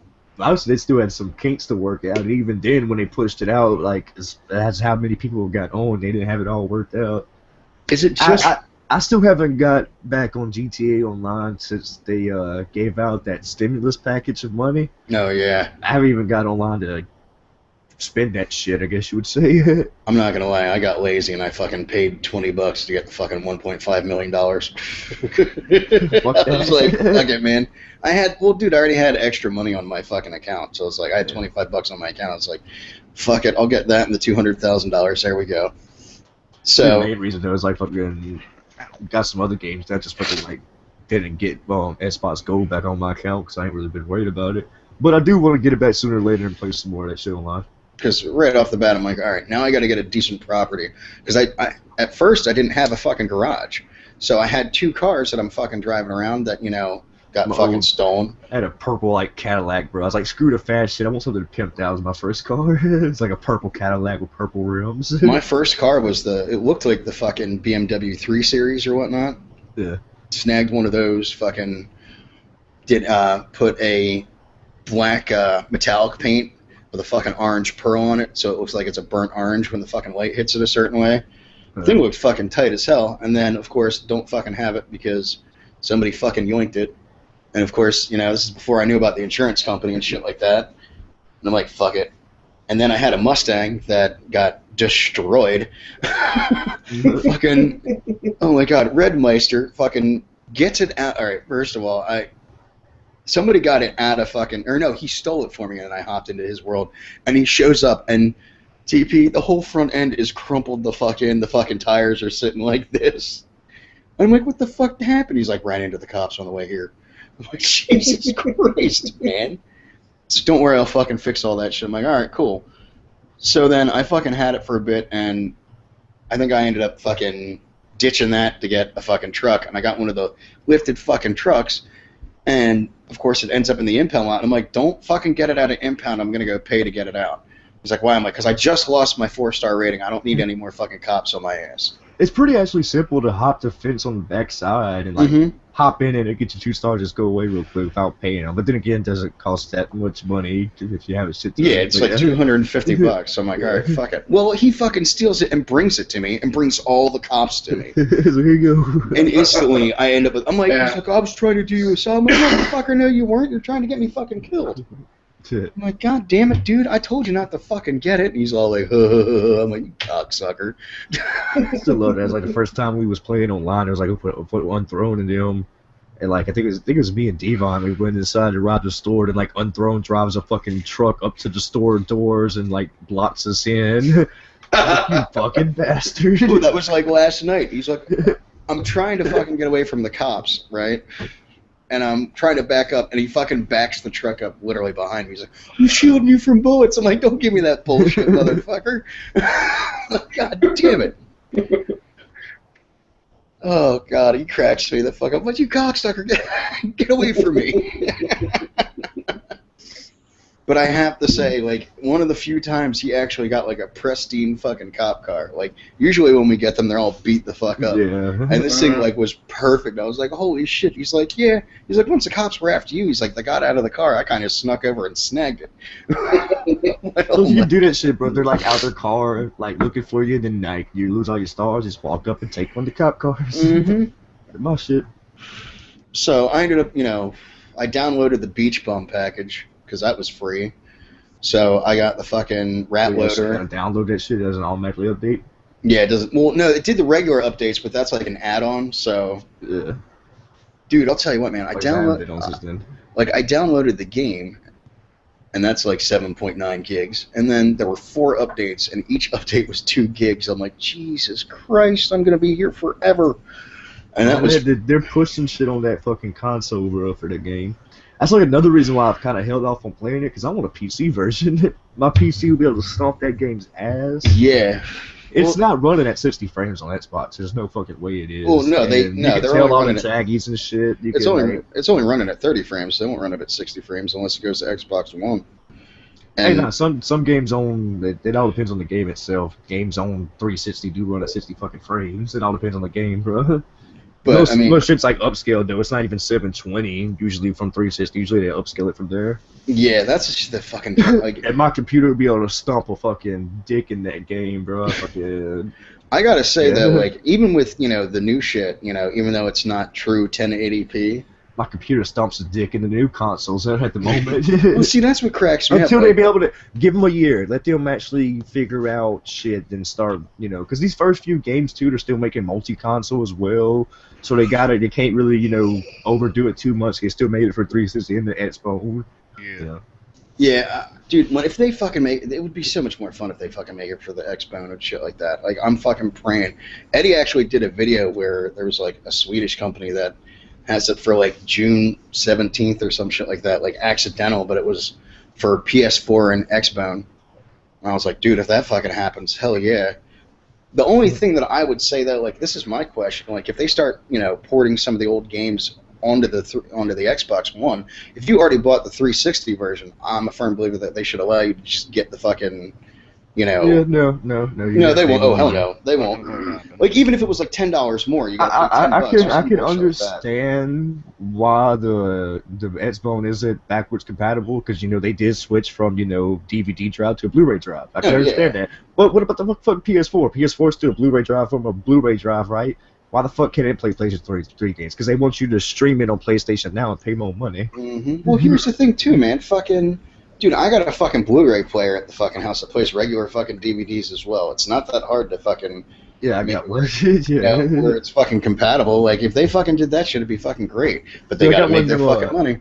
I got one of them good Divots DVD players that are like fucking play any fucking file you throw at it, so I love that thing too. Yeah, actually, I got a fucking LG one, man. I ended up picking up for like $30, but it plays like all the fucking backwards shit. And the Blu-ray player itself, of course, it scales regular DVDs. So oh, hell yeah, dude. And it, dude, it's funny, we don't own a single Blu-ray in the fucking house, but all my fucking movies are sitting on a fucking jump drive right now. Yeah. And that's the nice thing, like, I fucking plug in the 32 gig fucking jump drive, and I've got, like, 22 movies on there and shit. Fucking Jen's just like, dear lord. She's like, how many fucking movies do you have on there? I'm like, that's my whole collection for my computer. I just fucking made a whole fuck ton of space. The only other bitch about fucking playing GTA, I'm constantly turning off the fucking radio, and I have it in my settings to turn it off, and it fucking annoys me, because if I'm recording, man, I'm not trying to get nailed with a fucking copyright strike. No. Because some of that shit we were doing was just fucking just... I ended up getting a 4-star rating, fucking hopped in a rig, and just started mowing down the fucking road. And, like, cops are running into me, I'm fucking running the fuck over and shit like that. And I ended up losing them in the fucking hills, because I jumped the truck off the side of a mountain. I was like, fucking, let's see what happens. Fucking jumped it, hits a fucking tree, I'm like, shit, I'm still alive. Next thing I know, I'm fucking waist deep in fucking mud. And I finally get to this dirt road, and it's Border Patrol. And it fucking almost hits me, and I didn't realize. Pull my fucking Tommy gun out, start fucking shooting, and all of a sudden I'm like, oh shit, those are cops. One shot, I'm dead. I'm like, son of a bitch. Now I'm in the middle of nowhere with no fucking car. So I still got a fucking good amount of footage from that game saved. couple more montages and all that shit. That game is fun as hell, man. I will say, like, The past few days I've been playing Devil May Cry. see, that's another fun one as well. I'm getting further into it, bro. Supposedly it's only like 20 missions. I'm probably too far from beating it. I got a montage I made of it last night. It's done and shit. It'll go up in the next day or so. Nice. Yeah, it's only like 20 missions because I ended up watching a Let's Play online, which was on YouTube, which was pretty cool. I'm probably like mission 12, I would say, mission 13. Because I just wanted to see how the game would progress and everything else, like when I was playing. And I was fucking loving it. I'm like, damn, man, I gotta fucking play that thing at some point. And of course, I can't find my fucking disc. Really? Yeah, sucks. I'm fucking pissed. I'm like, dude, it's fucking around here somewhere. Of course, my shit's on PC, just a copy on Steam, so... Well, my kid's fucking... Let's gotta run that bitch on Ultra, like Ultra every fucking thing is still hitting 60 frames. This game looks fucking good, too. Yeah, it does. Dude, you're the one that got me into that game, man. Oh, yeah, man. Yeah. Like, I remember watching your shit, I'm like, hell fucking yeah, dude, I am picking this shit the fuck up. I said I start playing the game, because I'm getting the moments where I'll play a game for a little while, I get like that short attention span's like, alright, let's jump on something else, especially since I got 150 games on Steam. Because I bought Splinter Cell Blacklist and I played it. I put like 8-9 hours into it. And I was like, I want to play something else. I've been doing TMC for the past couple of days when I had time to play shit. I'm enjoying it because I've always loved the combat, bro. I've always loved the DMC combat for fucking if you're real good at it, be able to juggle everything and do all the different move types and with all your different weapons. Yeah, it's like I got the fucking like shotgun and the star things and the fucking. What's your biggest combo on fucking Devil May Cry? Like most hit combo? Superior, Supreme, some shit like Triple S. Dude, that shit's fucking craziness, man. That whole video I got is pretty much like there's a lot of shit like that, a lot of S fucking ranks when fucking into combat. But as far as mission wise, like all these past missions have been pretty much getting like a double S ranking at the end. Nice. I'm still doing on normal difficulty. What's good? None of the art difficulties are on unlocked at the start. So you gotta unlock them, like hard mode or whatever. Yeah, you fucking got me hooked on fucking Saints Row 4 too. So I beat that game already. I beat it like not too long after fucking Yeah, I just love it's fucking fun as shit, bro. Just be able to jump around, do all your superpower shit. Dude, once you I got everything. I've beaten the game. Got plenty of footage for it too as well. I got everything unlocked, and then I fucking did the one cheat code where I had like invincibility and shit like that. I still never fucked with none of the cheat codes. Like I always wanted to. And that shit is just funny as hell because I just run around punching people in the fucking dick. Uppercutting people and shit like that. And the fucking penetrator fucking thing is absolutely hilarious. Because you go up, dude, and you fucking shove it in somebody's ass and then you fucking shoot them across the map. Yeah. Yeah, I pre-ordered the game so that came with it or whatever. They finally got it on Steam where everybody can get it now. The fucking dubstep. I went ahead and said fuck it. Last night I paid it for South Park: A Stick of Truth on PC. Okay, I'm always been a big fan of South Park and watched it since it first started, and I'm a fan of turn-based role-playing games. Nice. Did that come out already, or is that? It's like on March 4th or 5th. It's like in 2 weeks. All right. Yeah, because I was gonna say it's right before Titanfall. I know that much. Yeah. I know everybody's talking about Titanfall. I'm like, screw that, man. South Park. See, like that's the only thing. Like, what drives me up a wall is like what's trending on the fucking internet, like on YouTube. I fucking hate sometimes because the second the beta everybody came jumps out, on the bait. Everybody fucking jumps on the fucking bait. Well, we got to make our money, and that's all it is. Is like I even signed up. It's like if they're not just going to make it completely open, I'm not going to worry about trying to sign up. It's like fuck ever. Well, now it's open today on PC. Yep. Well, they said the last thing I said. They's like who. All the people who signed up were making it open for. That was their statement for PC. There's like all the people who have registered will give you a code or whatever. But yeah, well now it's open for everybody, so it's not like I wasn't really worried about it. Like it was, if it does real good and everybody says it's real good, like I'll hit it up later. But I'm not, Like I thought it was funny. Like so many people made such a big fucking stink about like like fucking Origins. That it was a fucking At first everybody thought it was an open beta. And then they pretty much said that. And it was like, no, we don't go give out codes, and some of the people who pre-ordered might not even get codes. Yeah, like that shit. So I'm like, are you fucking kidding me? Make sure the people that pre-ordered to fucking get codes. Yeah, dude, the fucked up thing is the people that fucking signed up for the beta, some have gotten numerous codes. Me personally, I got like 5 of them. Just fucked up part. And like the shit that cracked me up too was like they fucked up where they were sending PC people Xbox One codes. Happened to me twice. At one point. I'm like, that's fucking hilarious. So they they had one person dedicated to fucking, doing swapping their codes out, and then they realized, they made a fucking website where you can just go in and fucking punch in your shit, and they'll fucking give you the, just swap the code up for you and shit. I don't know, man. Like, it's so funny, like, how many fucking letdowns we have had this year, fucking via video games. Like, it kind of fucking pisses me off just a little bit. I'm not gonna fucking lie. Like, Battlefield 4, there was months, bro. Well, you think about it, like Battlefield 4, dude, was such a big fucking, it was gonna be such a big fucking deal, and then of course the game comes out broken as a motherfucker. Yeah. Like the first fucking night, what was that code? We couldn't get into certain, like, I understand not everybody's gonna get the game, but shit, we went into a we couldn't even play Conquest. No, You would stand there and nobody would fucking come in. Everybody was playing Team Deathmatch. Yeah. And it was great, but like the next morning, I went to fucking log on, lost connection to host, couldn't find. And I'm like, are you fucking kidding me? 25 minutes to get into a game, and then when I got into the game, you're dying in like 2 bullets. It was like hardcore mode. I'm like, oh my god! Like the first week, I was so frustrated with fucking buying it. I'm like, great, I just bought me a $60 fucking paperweight. And then of course, I hop on to Ghost, and Ghost was like the biggest letdown to me. Like, the game ran smooth for the first day, but dying in like 2 bullets was pissing me the hell off. I'm like, I went from being a rusher to somebody that fucking camps their ass off in a fucking corner. Yep. Yeah, I've liked what I have played of Ghost, but really I'm disappointed because PC is just dead on it. So when I go to get on like at 2, 3 o'clock in the morning, like if me and Hate go to get on and play a few matches, there would be like 150 people in Dom, or 200 people in Dom, and that's really what we like to play. Sit there, press find match, and 0 matches found. 0 matches found. Sucks, dude, see, that sucks. And I hate Team Deathmatch on fucking COD just because spawns are always horrible. Spawns are horrible. People camp their fucking asses off. So pretty much that's why I don't really like. We'll try to play it here and there, but yeah, nah. There's usually nobody on. When we try to play, and then I'm fucking helping running this team shit, and yeah, I don't know, whatever. Yeah, that's the shit that drives me up a fucking wall. I mean, like, and it was funny because like then certain guns are just completely OP because you die in 3 bullets no matter what, and the MSBS, like the first week, that was the gun that everybody fucking started rocking. 3 burst gun that fucking you're dead every fucking time in 3 bullets. But if you go to use it, 9 times out of 10, 9 times out of 10, you had to fucking squeeze the trigger like 4 times. I'm like, are you fucking kidding me? Yeah.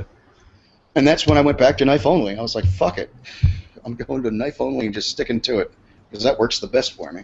Eventually, I'll have some montages up and shit, just working slowly at them, especially with the way, people are online or whatever. And then there are no people online. And then GTA 5, fucking people couldn't get online. I'm like, really? Like, this is the year of the fucking letdown for video games.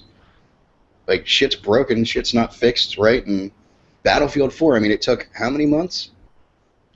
November, December, January, February. It took 4 months, just about, for them to finally fix their shit. And on 360, dude, it's still fucking broken. But it's a lot better than what it was.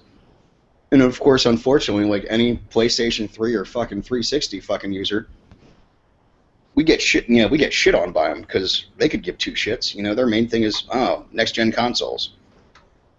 Or fucking PC. We're going to make sure everything fucking works smoothly for that, but...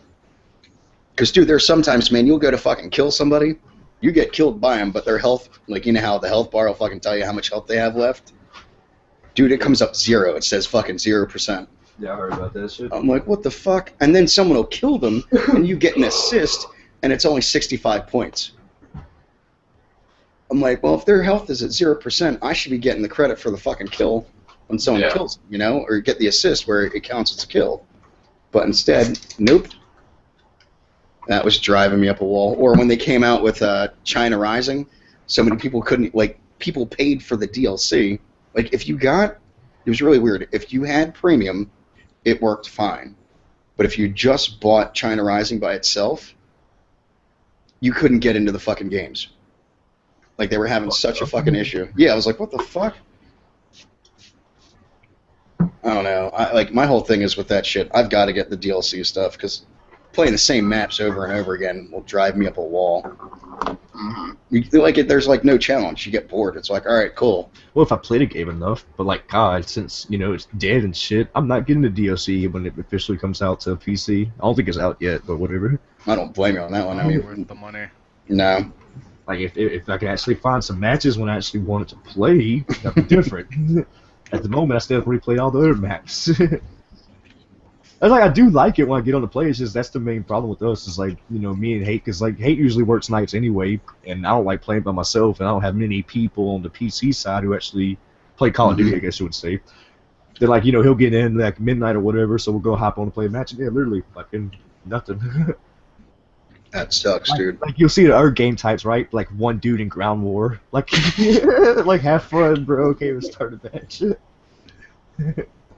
That was always the funny shit too. Like when what's even weirder is that usually, even if it's dead like that, if we're not partied up, we can find a match. So what the fuck? Even though there's only like 150 people, they'll still throw us in like, oh, there's like, oh, shit sucks. Like it was funny once they started coming out with like people were figuring out Easter eggs on certain maps and shit.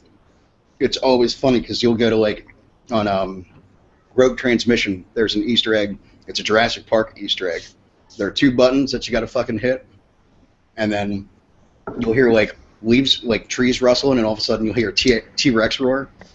Yeah, I know what you're talking about. So like you would see some fucking, seen a video of it anyway. You would literally see 2 people just sitting in a fucking Rogue Transmission map. Yeah. Just trying to do that. I'm like, well, all right, we know what they're trying to do there. And it's funny because all these Easter eggs are only on either PC. Like they make it easier for PC and the Xbox, and the next gen users.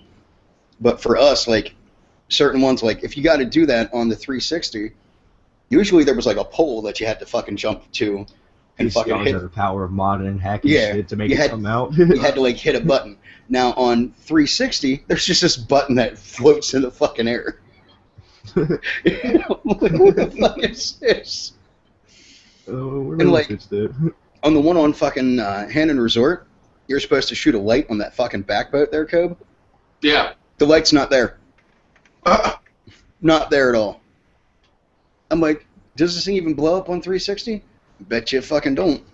Yeah, probably not. I'm like, what the fuck, man? Like, certain things. And then there was, the funniest was there was a rumor that there was a Megalodon in the fucking game on fucking Parcel Storm. So, it was funny because apparently on PC there were people buying fucking renting servers and literally just like naming it like the hunt for the Megalodon. And they would have people like going into that, and that's all that fucking map was, or that game was just that map. And the games were ending in ties because no one was trying to kill anyone. Everyone was trying to find a fucking Megalodon. Like, what the fuck? But the best part about it was a troll. Yeah, it was a troll. Because they did there's Battlefield, what is it, Battlefield Buddies, or Battlefield Friends? That there was a joke that, there's a Megalodon. Then they have like 2 fucking dog tags that have Megalodons on them. And then, what was it, Phantom Prospect. Was actually a book about a Megalodon.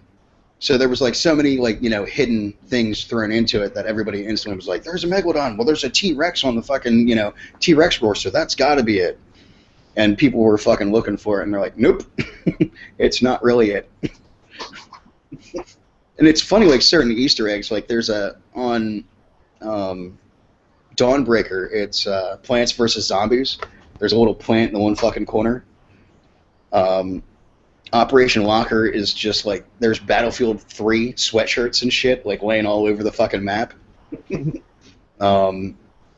Besides the boat blown up on Hen Resort, if you go into the other half of the fucking wreckage, there are boxes, and there's like Star Wars references and shit like that in the boxes and shit, which is funny. Like each one has like, its own little thing. Like Siege of Shanghai, there's a bar that you go into up top on one of the buildings, and it literally says like Battlefield 3, or one of the wine bottles says Dice on it.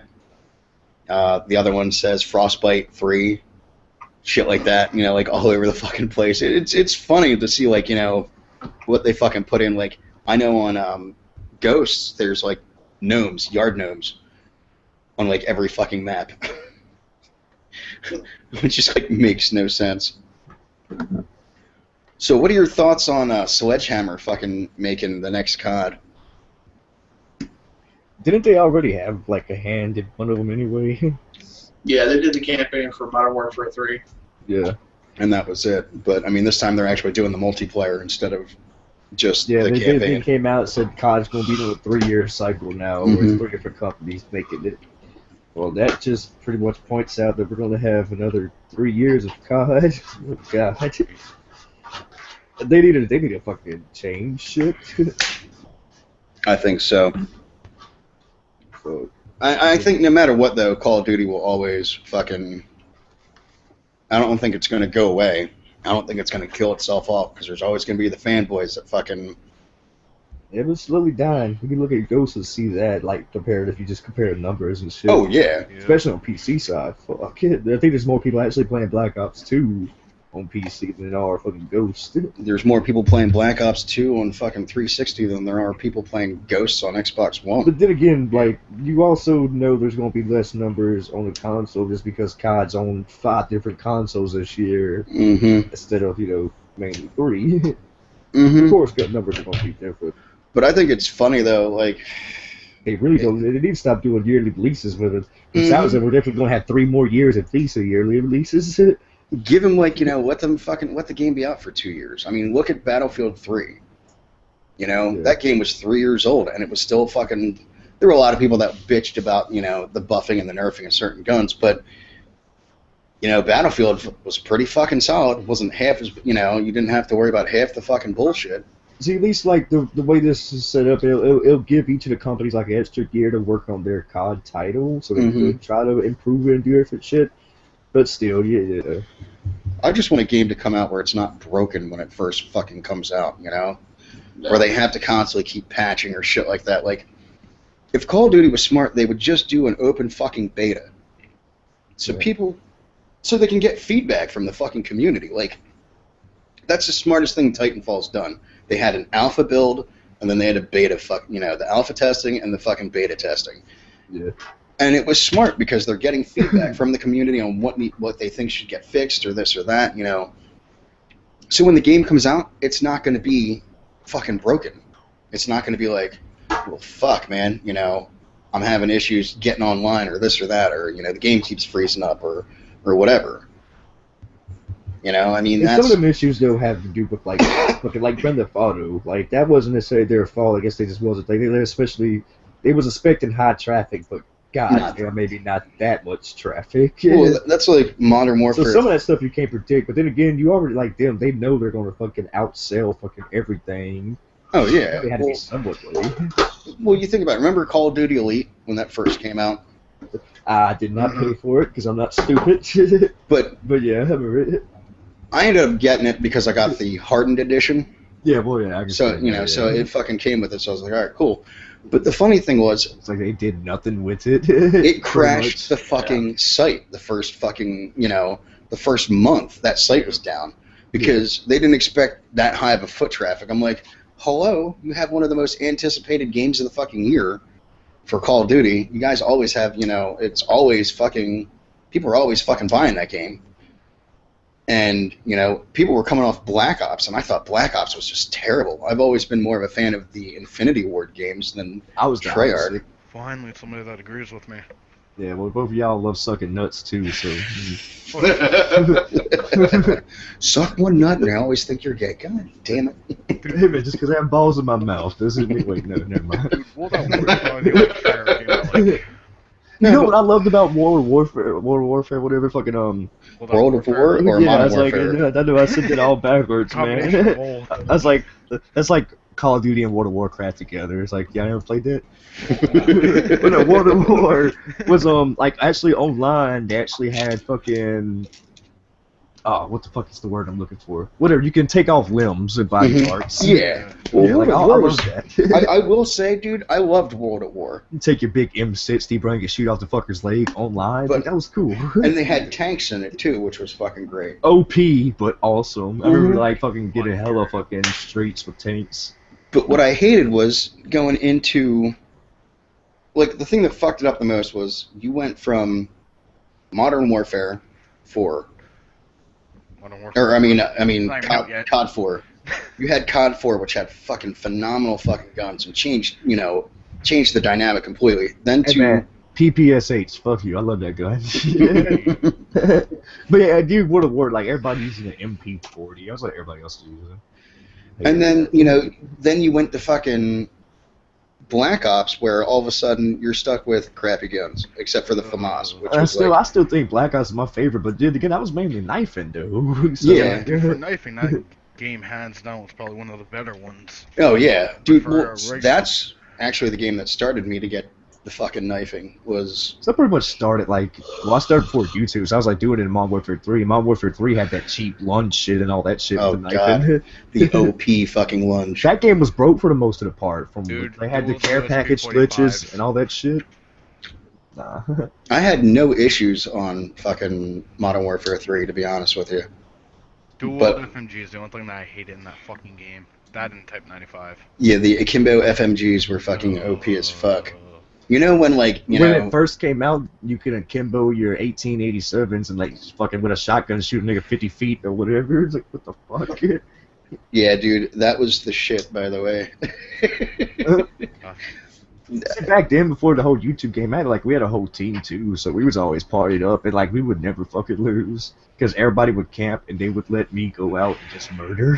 See, that was the thing. And Like, it worked. It worked so fucking well because Dude, everybody we talked to me about it. we spawn trapped. Dude. That was our thing, man. We would spawn trap the fuck out of the other team. We never camped. I mean, we fucking had our shit fucking set up. Well, I wouldn't say camp. We'd hold down a section of the map. Like a lot of people were moving around, but usually like the team will hold down a section of the map, and I would go off and just fucking murder everybody from behind. That was pretty much the setup back then. Me Yeah, and our- my TAR 21 or a knife. Our whole thing was just fucking, spawn trap. Don't push into their spawn because they'll spawn behind you, and just fucking do work. And Modern Warfare 3 was like the prime example. I mean, shit, dude, we went on like a 215 win streak Yeah. from that fucking game. I mean, we would piss kids off. They're like, "Are you fucking kidding me?" Like, we pissed this one group of guys were so fucking happy they ended up winning against us because we just rocked the fucking riot shield, akimbo FMG9s, fucking flashbangs, and fucking throwing knives Oh, that's Yeah, we not would a take total off dick sometimes. off. Like, all right, everybody equip a riot shoot. with like Scavenger Pro fucking what the hell was it? God damn it. Shit, the one where you could hear footsteps. Oh, Sitrep. Sitrep Pro. Super Pro. Yeah, we had and whatever, and then our fucking nobody had death streaks. I think half the time it was just revenge or whatever the hell it was. We wouldn't go with a stupid fucking dead man's hand or any of that fucking bullshit final stand. It was, what the fuck is it? Boost or some shit like that. What the fuck that Yeah. shit was called. And then everybody rocked the fucking support streaks, where it was the advanced UAV, stealth bomber, and EMP. Don't hit that shit too hard, man. That was the standard shit, calling the advanced UAV, Mhm. stop Yep. EMP, then bring in the stealth bomber. Yep. No skill multi-kill. Yeah. Oh god, yeah, dude. For the We most were- part, the team would rock support, but I always do assault, and I always get that ass clapper out. It didn't take much.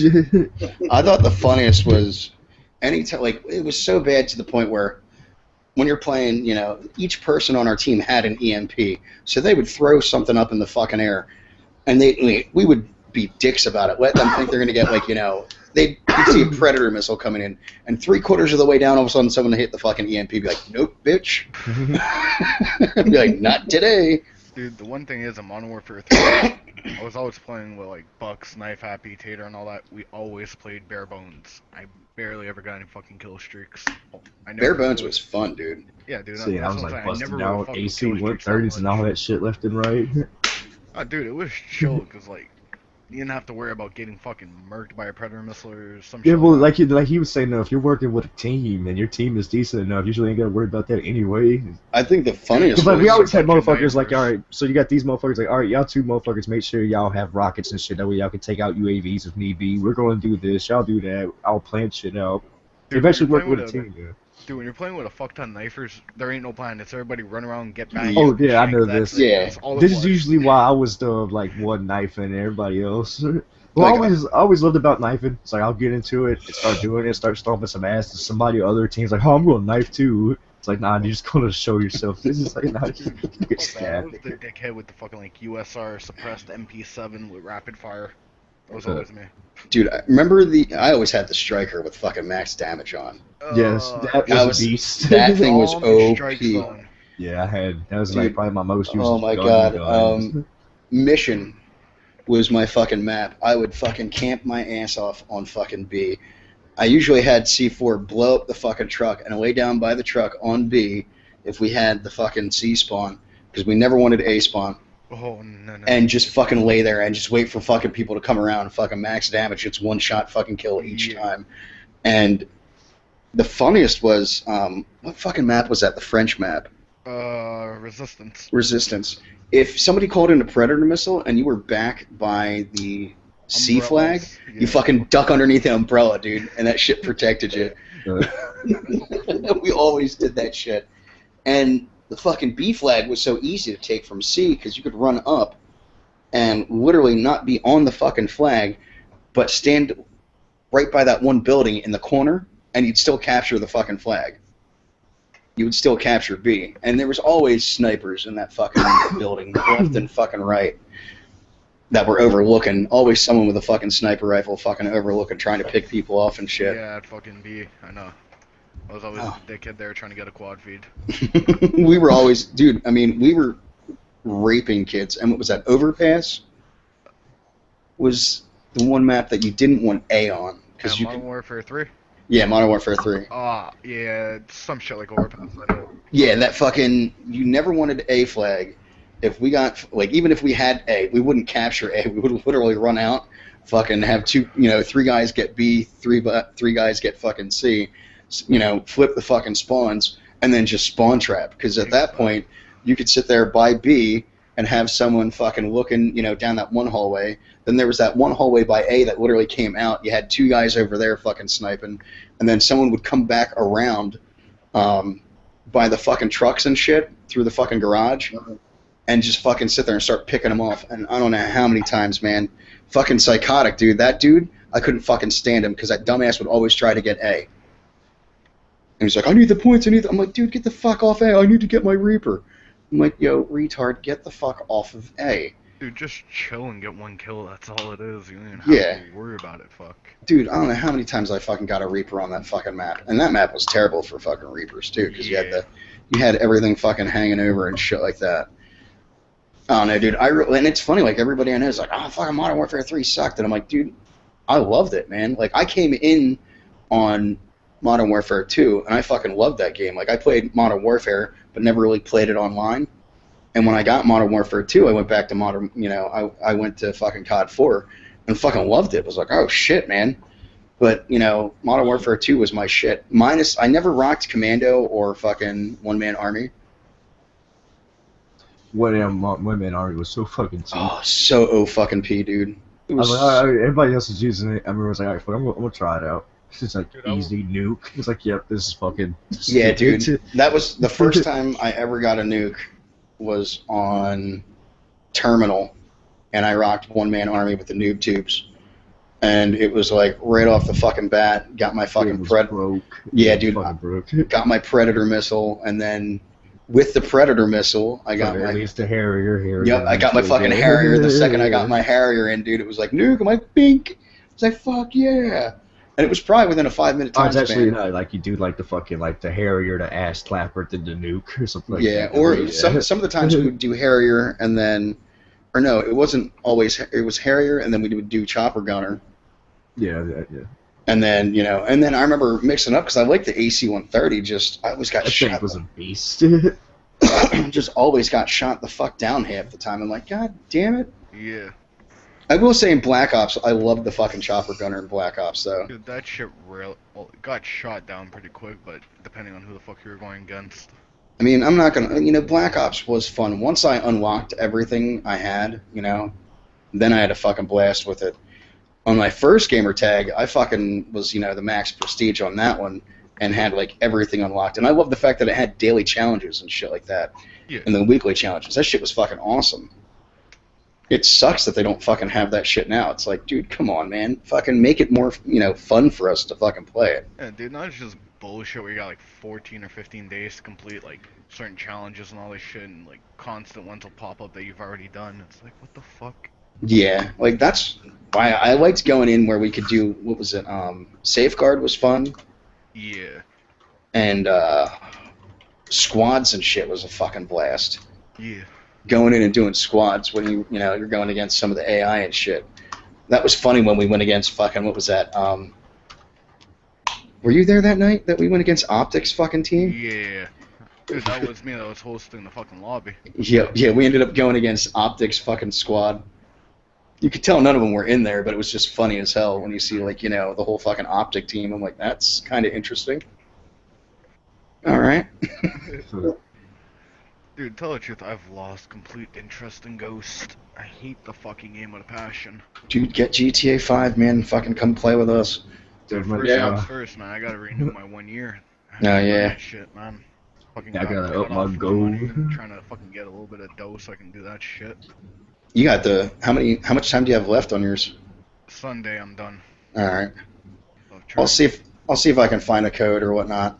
I'll ask Radio or some bullshit because I know Radio has some codes. Yeah, dude, I don't want to bug Radio because they already gave me a 2-week pass, so yeah, I'm not gonna push my luck on that one. Dude, if I could find my 1 month that I fucking had, I'd fucking give it to you. I don't know what the fuck happened to it.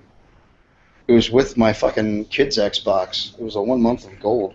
Dude, why do you think I'm hardly ever on Xbox anymore? When I'm on it, I'm taking care of XK shit. If not that, dude, I'm just hopping on the bullshit with you and everybody else. I despise Ghost with a passion. Usually I'm just hopping on to record little fucking wrestling shit. I don't really play that game, just edit. That's the one thing I honestly, man, once I stopped going for clips, I noticed I had more fun. Dude, that's what I do. That's one thing I pretty much always say. I've never actually went for clips. I just played it. I was a beast, so it happened. Fuck you. Suck my balls. Dude, why the fuck do you think I have so many other games beyond COD nowadays? Well, I've always been a gamer anyway, bro. So yeah. And I'm glad I've changed my YouTube channel up with this within the past, however fucking long it took, instead of just COD content. Yeah, see, that's what I like about your channel. Mainly COD content, because I always did different shit, but it was mainly COD back then. Like, that's the shit I enjoy about your channel, dude. It's all kind of shit, man. I It's put all out kinds of fucking shit, like fucking SMK versus Capcom on Dreamcast last night. Or was the night before? Yeah, I was watching that last night, dude. That shit was funny as hell. It went over to fucking Hate's house. That nigga lives like a mile away from me, bro. He's got like a fucking Dreamcast, and he's got like Dazzle and shit like that. Where he can easily hook it up and record. It's like with the old school AV wires, like can't really hook that bitch up to HDMI and easily record it. Well, see, that's what I like about the Elgato, man. It's got all the fucking shit for it. Well, fucking my old school fucking hot of course, it has like the old wires, like fucking moving that bitch around. But yeah, like the new AverMedia is just fucking HDMI. Yeah, with the Elgato, it's got the fucking wires for, because PlayStation and all their shit isn't fucking HDMI. Like, you can't record HDMI off it. You have to go through the fucking coax cables and shit. Was they supposed to like fix that on PS4, like put out a patch or something? Or is that I don't know. On it? I think they took the fucking bullshit from where you can't record from HDMI anymore. Because I'm going to eventually get one of these next-gen consoles with a couple of these games, and which one's going to be easier to record. I think so, that they fucking did that. Because I will say, there's always workarounds around it, dude. Because I will say the PlayStation 4 gameplays that I've seen have been pretty fucking crisp. And before you could actually tell that, it was still going through the fucking cables and bullshit. Most likely I'm going to end up getting one of them. Like, at the moment I'm straight, but there will be games coming out that are not going to be on PC eventually. Like, then you got like a WWE 2K15 is going to come out, because they got that Madden shit going too. Like, that right there, go ahead and get it for next gen as well. Shit like Kingdom Hearts 3, come on, bro. Yeah, man. Yeah, there are gonna be some. See, that's the thing that sucks. Like, that's why I do want to get a PS4 at some point, because there are some games that are just coming out for PS4. Well, like, Kingdom Hearts 3 is actually on Xbox as well, Mm-hmm. which is weird. You okay there, Cobe? Yeah, I had to get up early this morning because I had to take the truck and get it fixed, and now I'm just sitting there trying not to fall asleep. That's when you take naps in the middle of the day, brother. Yeah. Going for cocaine.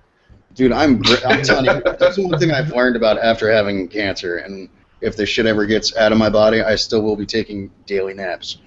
Best shit in the world. I mean, granted, I stayed up all fucking night and then ended up passing the fuck out at like 3 o'clock today. I fell asleep on my daughter's lap.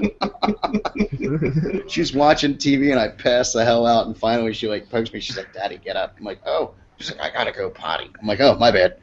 Get up and I'm like, "All right, I'm gonna go lay down in the bed." Like, I had to go to the bathroom, and what sucks is because I take fucking blood pressure medicine, and one of them's a fucking water pill. So like, I'll pass out and all of a sudden wake up. I'm like, "Oh my god, my bladder hurts. I gotta pee." Like, that's how I wake up. I'm like, "Ow, ow, ow, ow," like grunting across the fucking, hunched over. I'm like, "This hurts. This hurts." So then I'm like, "Oh, thank God." I'm like, you know what? I'm still tired. And I looked at the time and it was still like 4:30. I'm like, I'm going back to fucking sleep. Fuck this. And then of course I woke up at fucking 7:15. I'm like, I got the fucking podcast. Oh shit. I'm like, God damn it, like running around. I'm like, I got this, nothing set up. I haven't fucking eaten. And then all of a sudden the pain set in. I'm like, oh God, I haven't taken any painkillers today. I'm like, all right, pop 2 of those. Let me go fucking run around, get everything situated. I'm like, son of a bitch. And of course I have chemo tomorrow, so it's like, make sure that I fucking stay awake all night tonight. Because usually what happens is, after me staying up for like a full 24 hours, my sleep pattern will get all fucked up. Like, honestly, until I took my painkillers, I wanted to go back to bed. I'm like, oh my God, I'm so fucking tired. I need to wake the hell up. Had a cup of coffee. Coffee wasn't fucking working. I'm like, oh shit. And then it kicked in at like 8:15 when we were in the, I'm like, okay, cool, I'm awake. Because normally I would just stay awake, have no issues, but I'm like, man, hopefully I don't feel like I'm fucking tired. Because I hate falling asleep and then I've gotten all the rest I fucking need and then I'm wide awake at chemo. And that shit's not fun because they'll give you like the pre-fluids and then they give you Benadryl. And when that shit hits, dude, it's like you're drunk. You're like, oh God, this is great. And then they try to get you to do shit. Oh my God. I'm like, don't talk to me when I'm fucking drunk off of Benadryl. Like, have you ever watched the movie Hitch with Will Smith when you see him like with a straw in the fucking... Oh yeah. When he's drinking it, dude, that's what I feel like. I'm like, oh fuck, man. And they got me fucking walking into the fucking other side where the doctor's office is, and I'm like, woohoo, shit, this is great. And then the doctor fucking tells me some fucking news, and I like freak the fuck out. Like, oh, what? Like, what the fuck? Don't fucking tell me this shit when I'm fucking drunk off this stuff. I don't comprehend too well. Like, I had to explain to them, I'm like, don't tell me like life or death situation stuff, or don't tell me that my cancer hasn't fucking shrank down or the medicine's not working, because I will flip out in my fucking head. Like, when they told me I had cancer, they already hit me with fucking Dilaudid 3 times, so I was well fucking lit. And when they told me that, I'm like, I'm out. I'm not hanging out here anymore. I'm out. See you, bye. I will flee the scene. And I drove home. Like, I should not have driven the fuck home, but it sobered me up real fucking quick.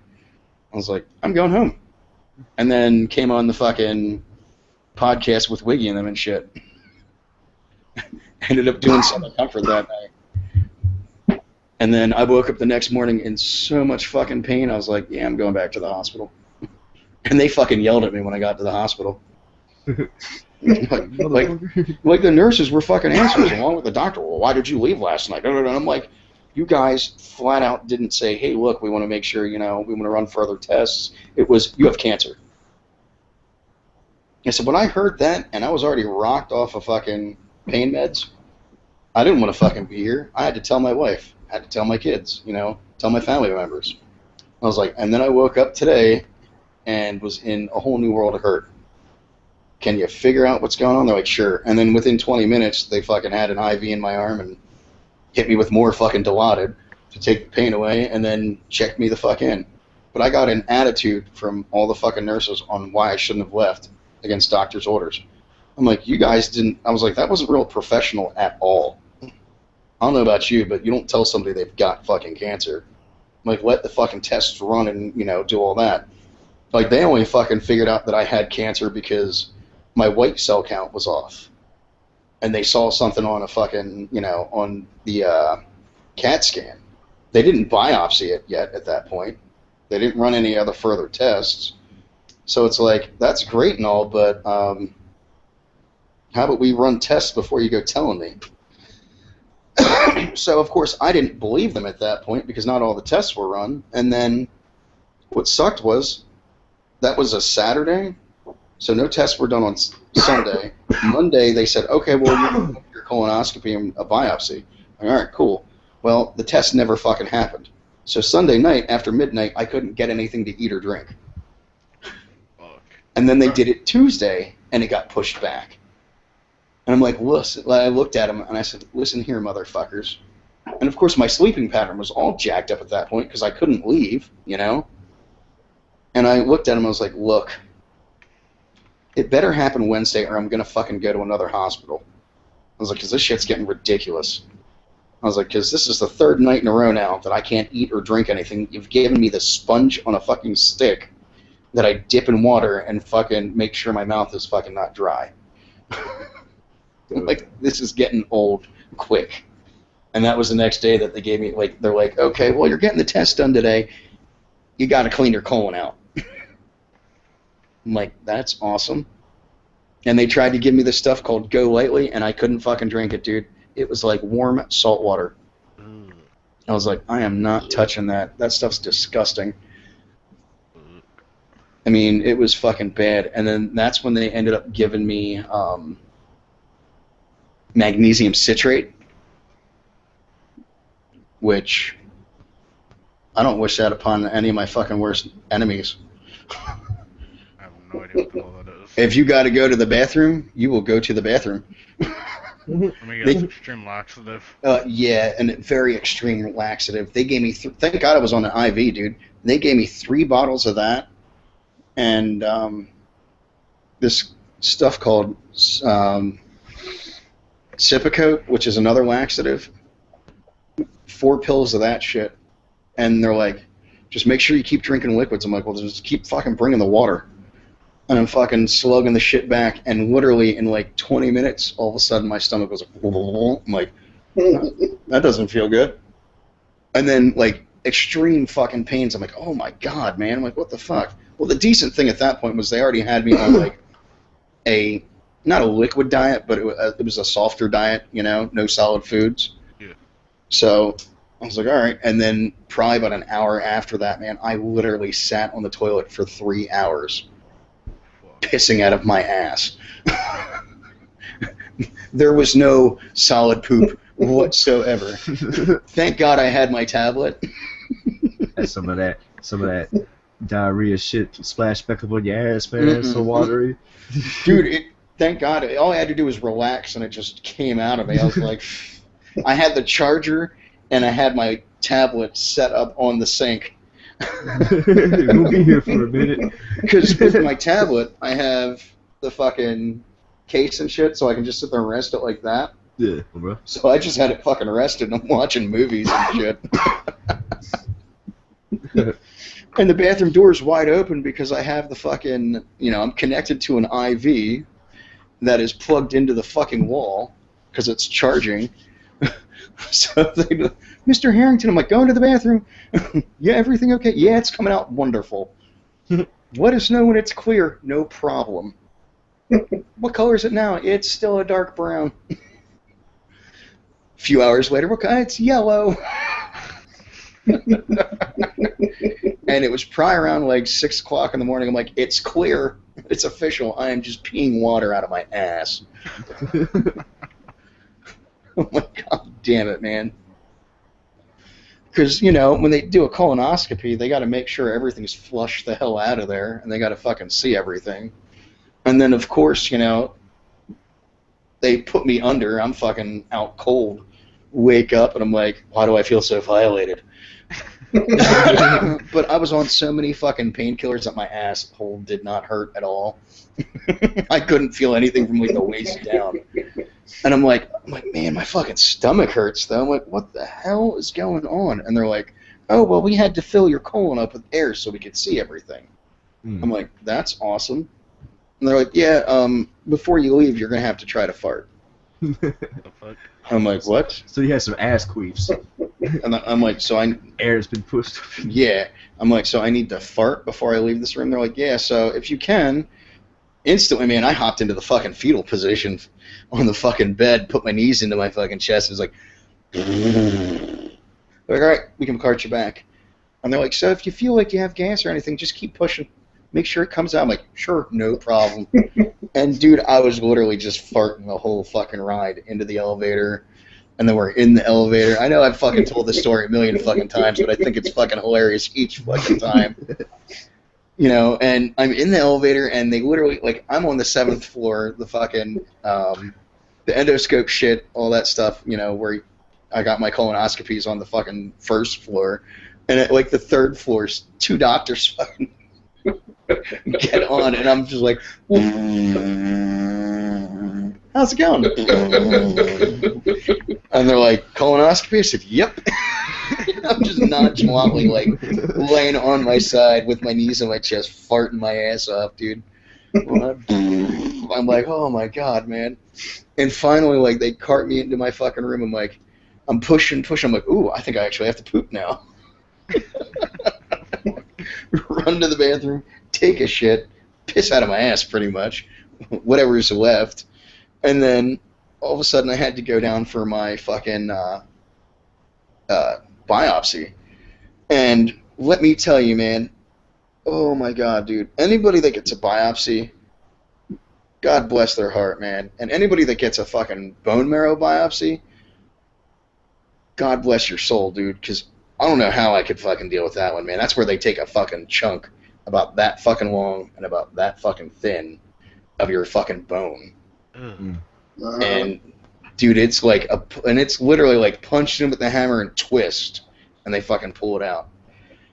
And thank God this shit was just on the surface, man, because they literally went in, like it was a CAT scan guided biopsy. So they went in and fucking scanned me to figure out the spot that they were going to do, and fucking had this grid laid out across my stomach and fucking marked it. And they're supposed to give me a mild sedative. Well, at that point, all the sedative from the fucking from the colonoscopy has worn off. Oh, fuck. So I'm feeling pain at this point. I'm like, just so you know, I feel fucking pain. This is not good. And they're like, all right, we'll get to you right. And they're like, we'll hit you up with something in a minute. Yada, yada, yada. And all of a sudden they start talking. And I'm like, hey, guys, I'm still here. You want to make sure that I get a sedative, please? I'm like, yeah, just give us a minute. And then they fucking mark the grid off on my stomach. And all of a sudden the doctor fucking bink. And when that happened, dude, I fucking swung and I fucking stopped right here at the dude's fucking face. And he's like, I'm like, dude, you fucking asshole. I told you to get me a fucking sedative. Like, I'm white knuckling the fucking railing on the one side. They're like, we're so sorry. And I'm like, the fucking biopsy thing is still in my fucking stomach. And I'm like, motherfucker, take that thing the fuck out and give me a fucking painkiller now. They hit me with Dilaudid right away. I went, oh, thank you. But of course, dude, and of course, I'm not gonna lie, they were assholes about it, dude. Like, usually when they hit you with, like, morphine or Dilaudid, they're not supposed to just plunge it right the fuck in. Because when that happens, dude, you can actually cause, like, a fucking heart attack almost from it. Because, I mean, it's... you're taking a sedative, like, massively, just like that, because it's hitting the bloodstream. It's kind of like when if you ever notice, like, heroin users, they have to fucking mix the heroin with the blood and then push it back in. Yeah. I don't know if you guys ever knew this, but, like, if you did heroin and just injected it right into your vein, it would fucking kill you.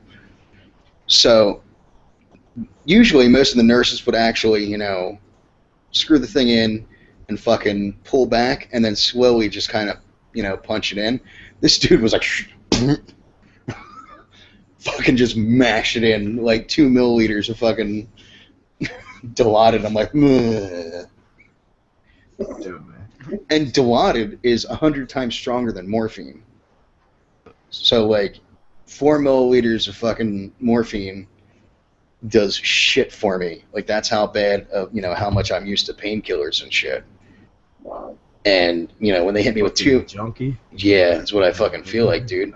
Well, the worst was, dude, when they did my fucking surgery, or their failed attempt to fucking do my surgery, my surgeon was like, just so you know, it took a lot of sedatives to calm you down. I'm like, what do you mean? He's like, your blood pressure spiked through the fucking roof. He's like, so we knew you were in pain, and we were hitting you. And I'm like, did you guys use morphine? He's like, yeah. I'm like, morphine doesn't work on me. He's like, yeah, we found out we had to use Dilaudid. I was like, yeah, don't ever use morphine on me. And he's like, really? I'm like, morphine does nothing for me. I was like, it's bad when they're fucking hit. And he's like, oh, damn. I was like, yeah, unfortunately. Like, I had to tell that, like, anytime. And the hospital is so used to seeing me now. It's bad when you're on a first-name basis with the ER people. Like, dude, well, see, apparently I'm a unique case because I have stage 4 colon cancer, and it's not in any of my major organs. It's in my colon, and then it's in my fucking omentum, which is your abdominal wall. So literally 97% of the people that end up with stage 4 colon cancer, it goes into the fucking liver and then just spreads like wildfire. Yeah. So, that's why I was given, the doctor wasn't, that's why I was given 6 months left to live. Because he didn't know, they just never from past experience. Yeah, and they've never seen the kind of case that, I am. So anytime I go, any doctor that is on call instantly wants to poke and prod and try to figure, they instantly are like, ooh, he's here. And I'm like, look, all right. They probably come in the morning and be like, hey, man, is that dude coming in today? Usually, like, it's funny. I'm in, and the two male nurses that I know are, they're like, dude, you look really good. I'm like, I feel like shit. I feel like I'm dying. And the last time I went in was just because I had all the abdominal pain, and I'm like, look, tell the doc this is what's going on. I'm like, I can't breathe because I have too much fluid buildup, and that's why. And they're like, okay. I'm like, and I just had a fucking CT scan, so you guys don't have to do that, because I'm hating CAT scans now, dude. It's to the point where, like, it's not even having to drink the fucking barium fucking milkshake that you have to do before one. It's the fucking dye that they put in, the radioactive dye, and when they put it in, it burns. And it burns bad, dude. Like, it's literally like you feel it from head to toe. And what sucks even more is I can feel it in my asshole. All of a sudden, I'm like, why did my, I'm like, I remember eating Taco Bell. Why's my yeah, ass so dude, like, it's all of a sudden, it's like, dude, it literally is like that. I'm like, whoa, whoa, whoa. And they're like, what? I'm like, dude, I feel it in my fucking asshole. And they're like, well, have you not felt it? I'm like, no, I have, but it's just, I'm like, apparently from my doctor's office to what they use at the fucking hospital, the stuff at the doctor's office isn't that bad. It's a slight burning, but the stuff at the fucking hospital, dude, and it's a freezing cold room, too, which is hilarious because I have to keep all the fucking machines nice and cold.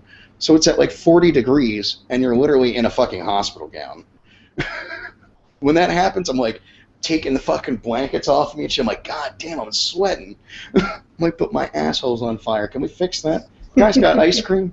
We can't eat it. No, I don't care what flavor. It's for my asshole. Spread it on my ass. I'm just going to spread it on my cheeks. And the technician was cracking up because, dude, they had me so rocked off of fucking, Dilaudid. I mean, I came in the one time, dude, I was in so much pain.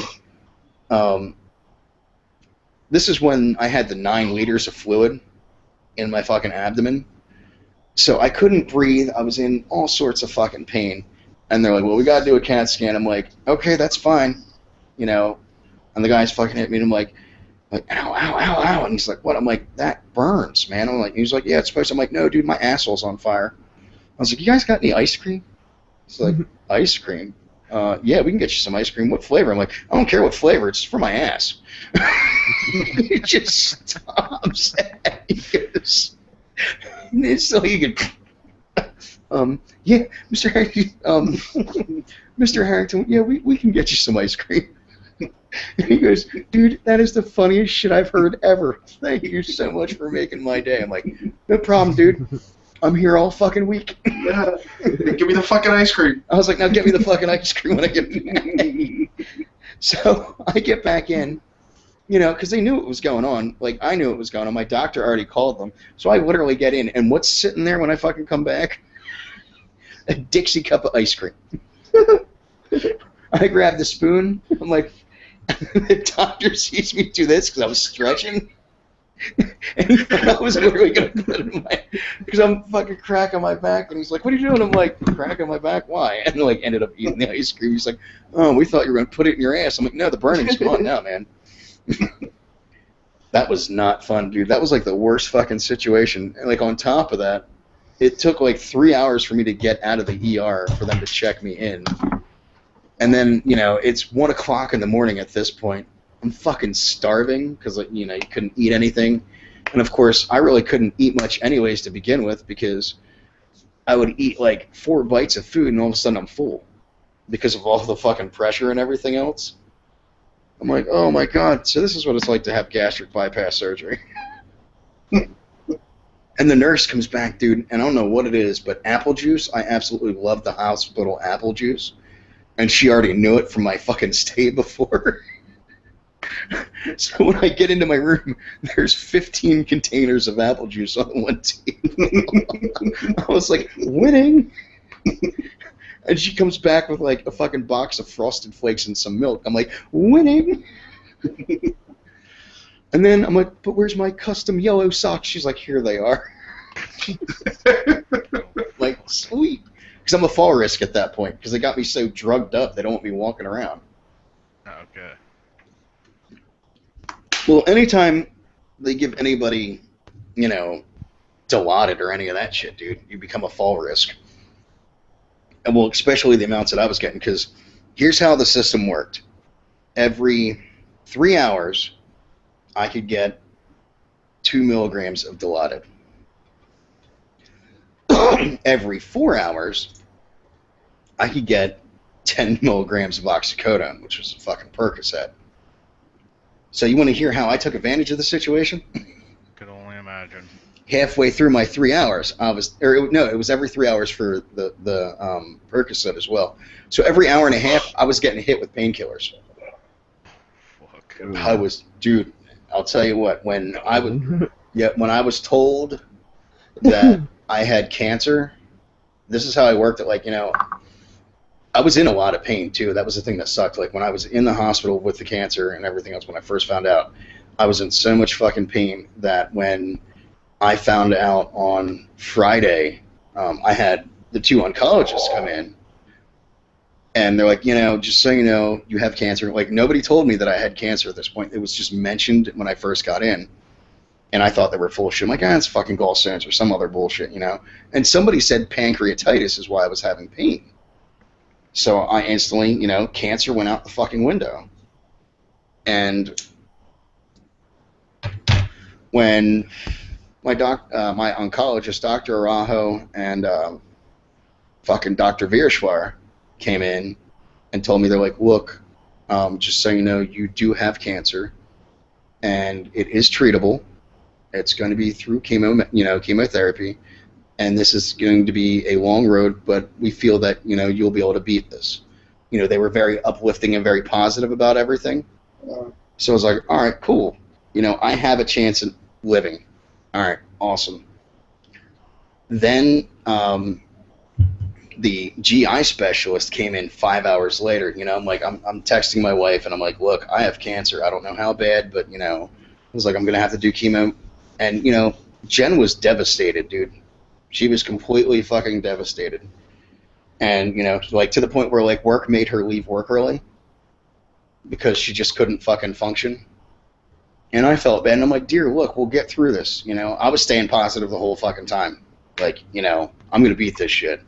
Didn't realize it was stage 4 because nobody said it was stage 4. You know, I just figured, okay, well, it's like stage 2. We're good. We'll get this, you know, get the shit banged out. And then the GI specialist came in, And I was like, okay. He's like, they wanted me to come up and explain to you. They're like, I know you already talked to the oncologist. I'm like, all right, cool. And he's like, just so you know, it is stage 4. And when I heard that, I was like, oh, shit, man. And I'm like looking at the clock, like, I said, hold on for 1 second. He's like, what? I fucking hit the nurse button. And I'm like, the pain is fucking killing me right now. And I'm like, all right, no problem. And Dr. Gafour, which was my regular in-call doctor, knew that I was getting the news, and she kind of gave me 4 milligrams of fucking Dilaudid instead of 2. She knew what I was doing, so I could fucking, I was self-medicating real quick. And they fucking hit me with that. I'm like, all right, go on. And he goes, he's like, okay, I'm going to let you know, you have 6 months left to live. And I was like, excuse me? He goes, what happened is, he's like, you have colon cancer. I'm like, okay. He's like, it metastasized and spread into your abdominal wall. I'm like, what?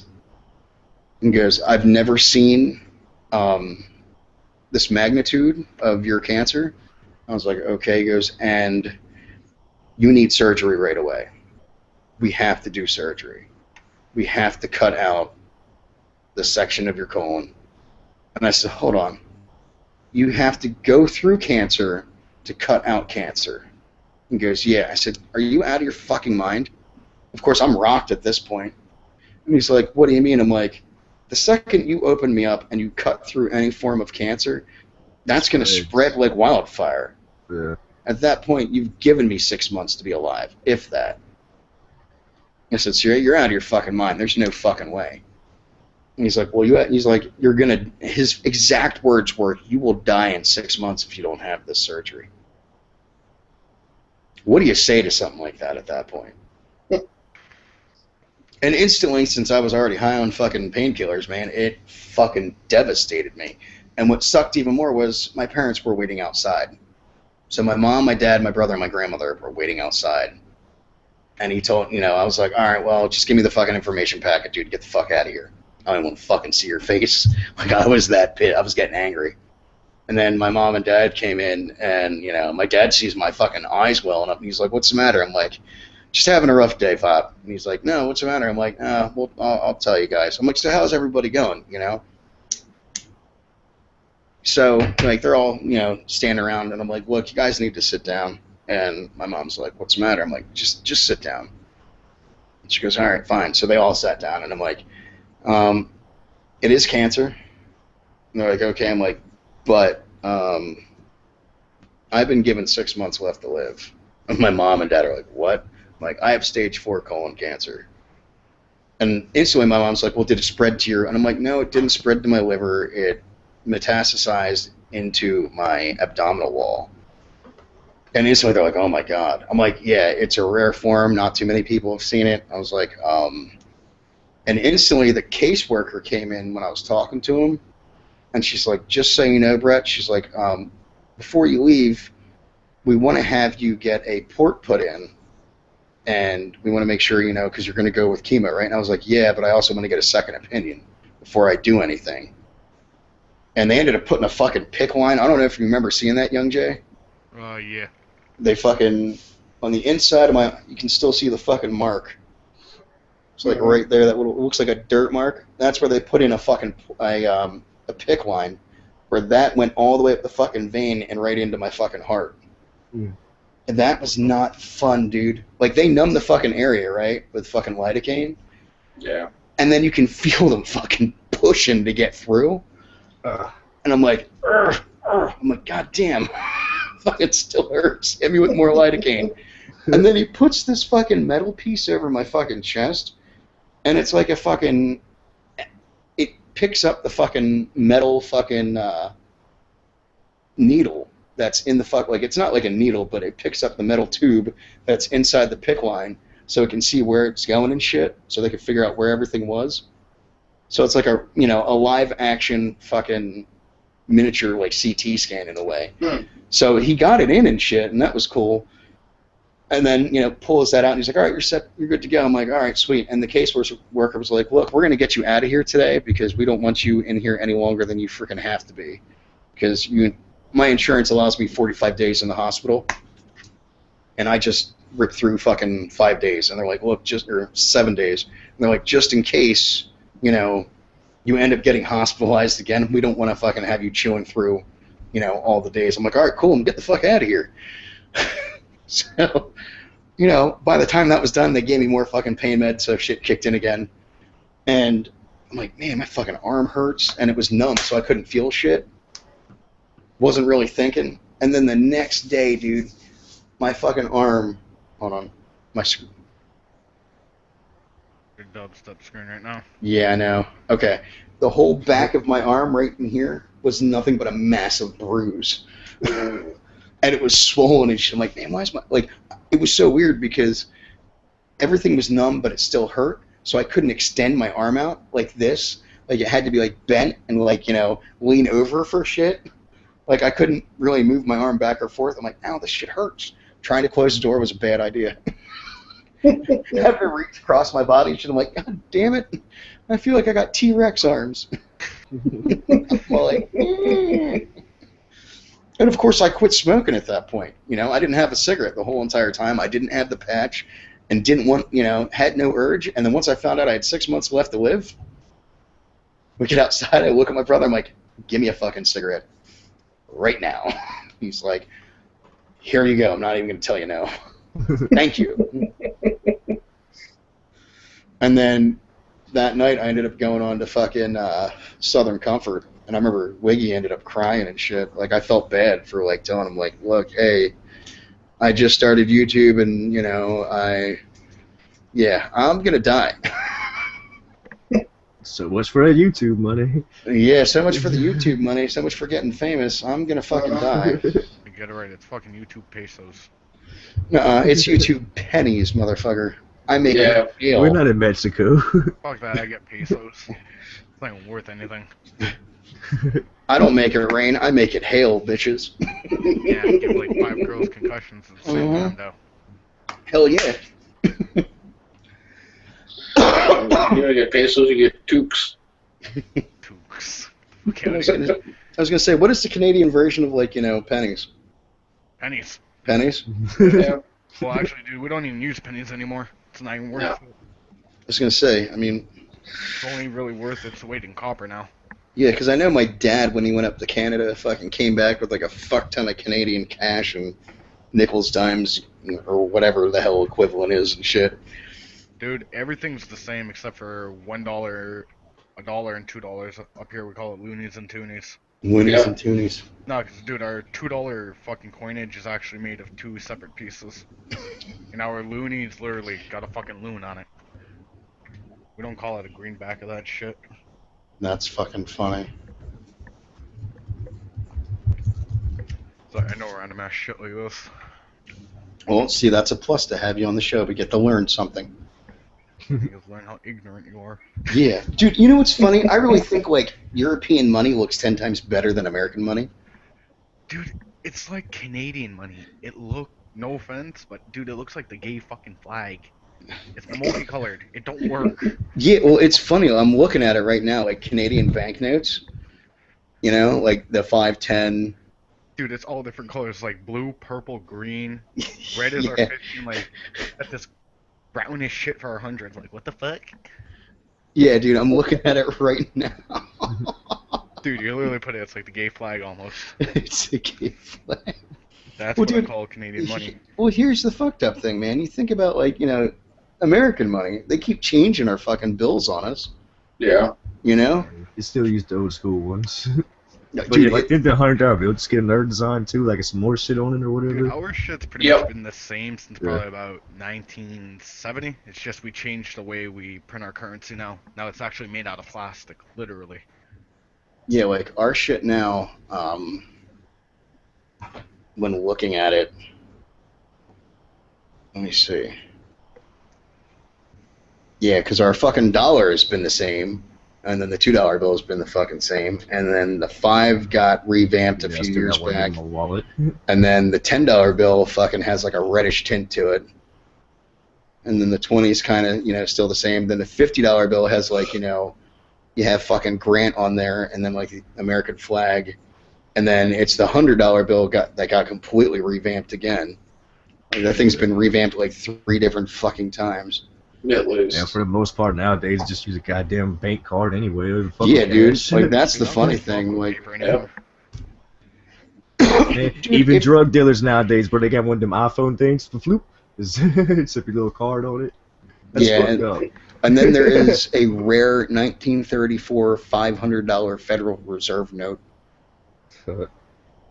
with the portrait of President William McKinley. Hey, dude, what's fucked up here? I think we stopped using 1 and 2 papers. Back in like late 50s, early 60s. We've been using fucking coinage since then.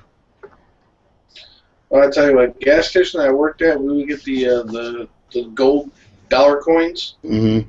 and the way our when we did our drawers at night, all of our bills got deposited into the safe, and we had nowhere to put the change, so all we had to do is we had to get rid of those dollar coins, and we tried to give them back as change to people. Oh my God, some people just pissed. Yep. I don't fucking want this. The hell is this? Cash. I was like, it's a dollar coin. I don't fucking want this. Give me a dollar bill. It's the same thing. I don't care. I don't want coins. Whatever, dude. Dude, Yeah. that's all we fucking really use. It's fucking Whereas- hard count Then we- nowadays. Yeah. Then we always have 1 or 2 people that would come in. I had one guy that would come in to my store nightly. You got any gold coins? Mhm. And I'm like, yeah, I got about $10 worth. Cool. I'll switch it. All right. Here you go. Dude, this is how bad inflation is, right? 2012, equivalent buying power for $1 is 3 cents. Wow. Fuck. That's how much our fucking shit is worth, dude. That's fucking sad. Dude, I don't Yeah. Thanks to fucking, inflation. That's the shit All right, that guys. fucking I gotta sucks. bounce out. Alright, man, get some sleep. Yeah, I can get up and we had like 6 inches of snow tonight. Are you working tomorrow?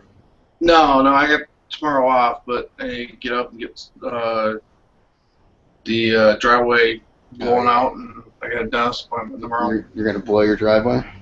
Yes. Nobody always does. Have fun. Oh yeah. Remember, cup the balls. Cup the balls. Yes. Alright, brother man, have a good one.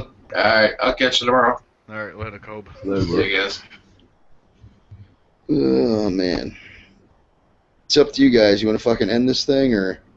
And just chill in the fucking chat and bullshit for a bit. Yeah. I'm chilling. I'm uploading that Devil May Cry montage. Alright, something else I gotta watch tonight. For fuck's Hell sake. yeah, son. Dude, I fucking love watching that shit. That I ain't game's gonna fucking lie. awesome. Yeah, Alright. I don't care. I run out of shit to watch on YouTube all the time. That's Alright. We're gonna end this shit and we'll just hang out and bullshit.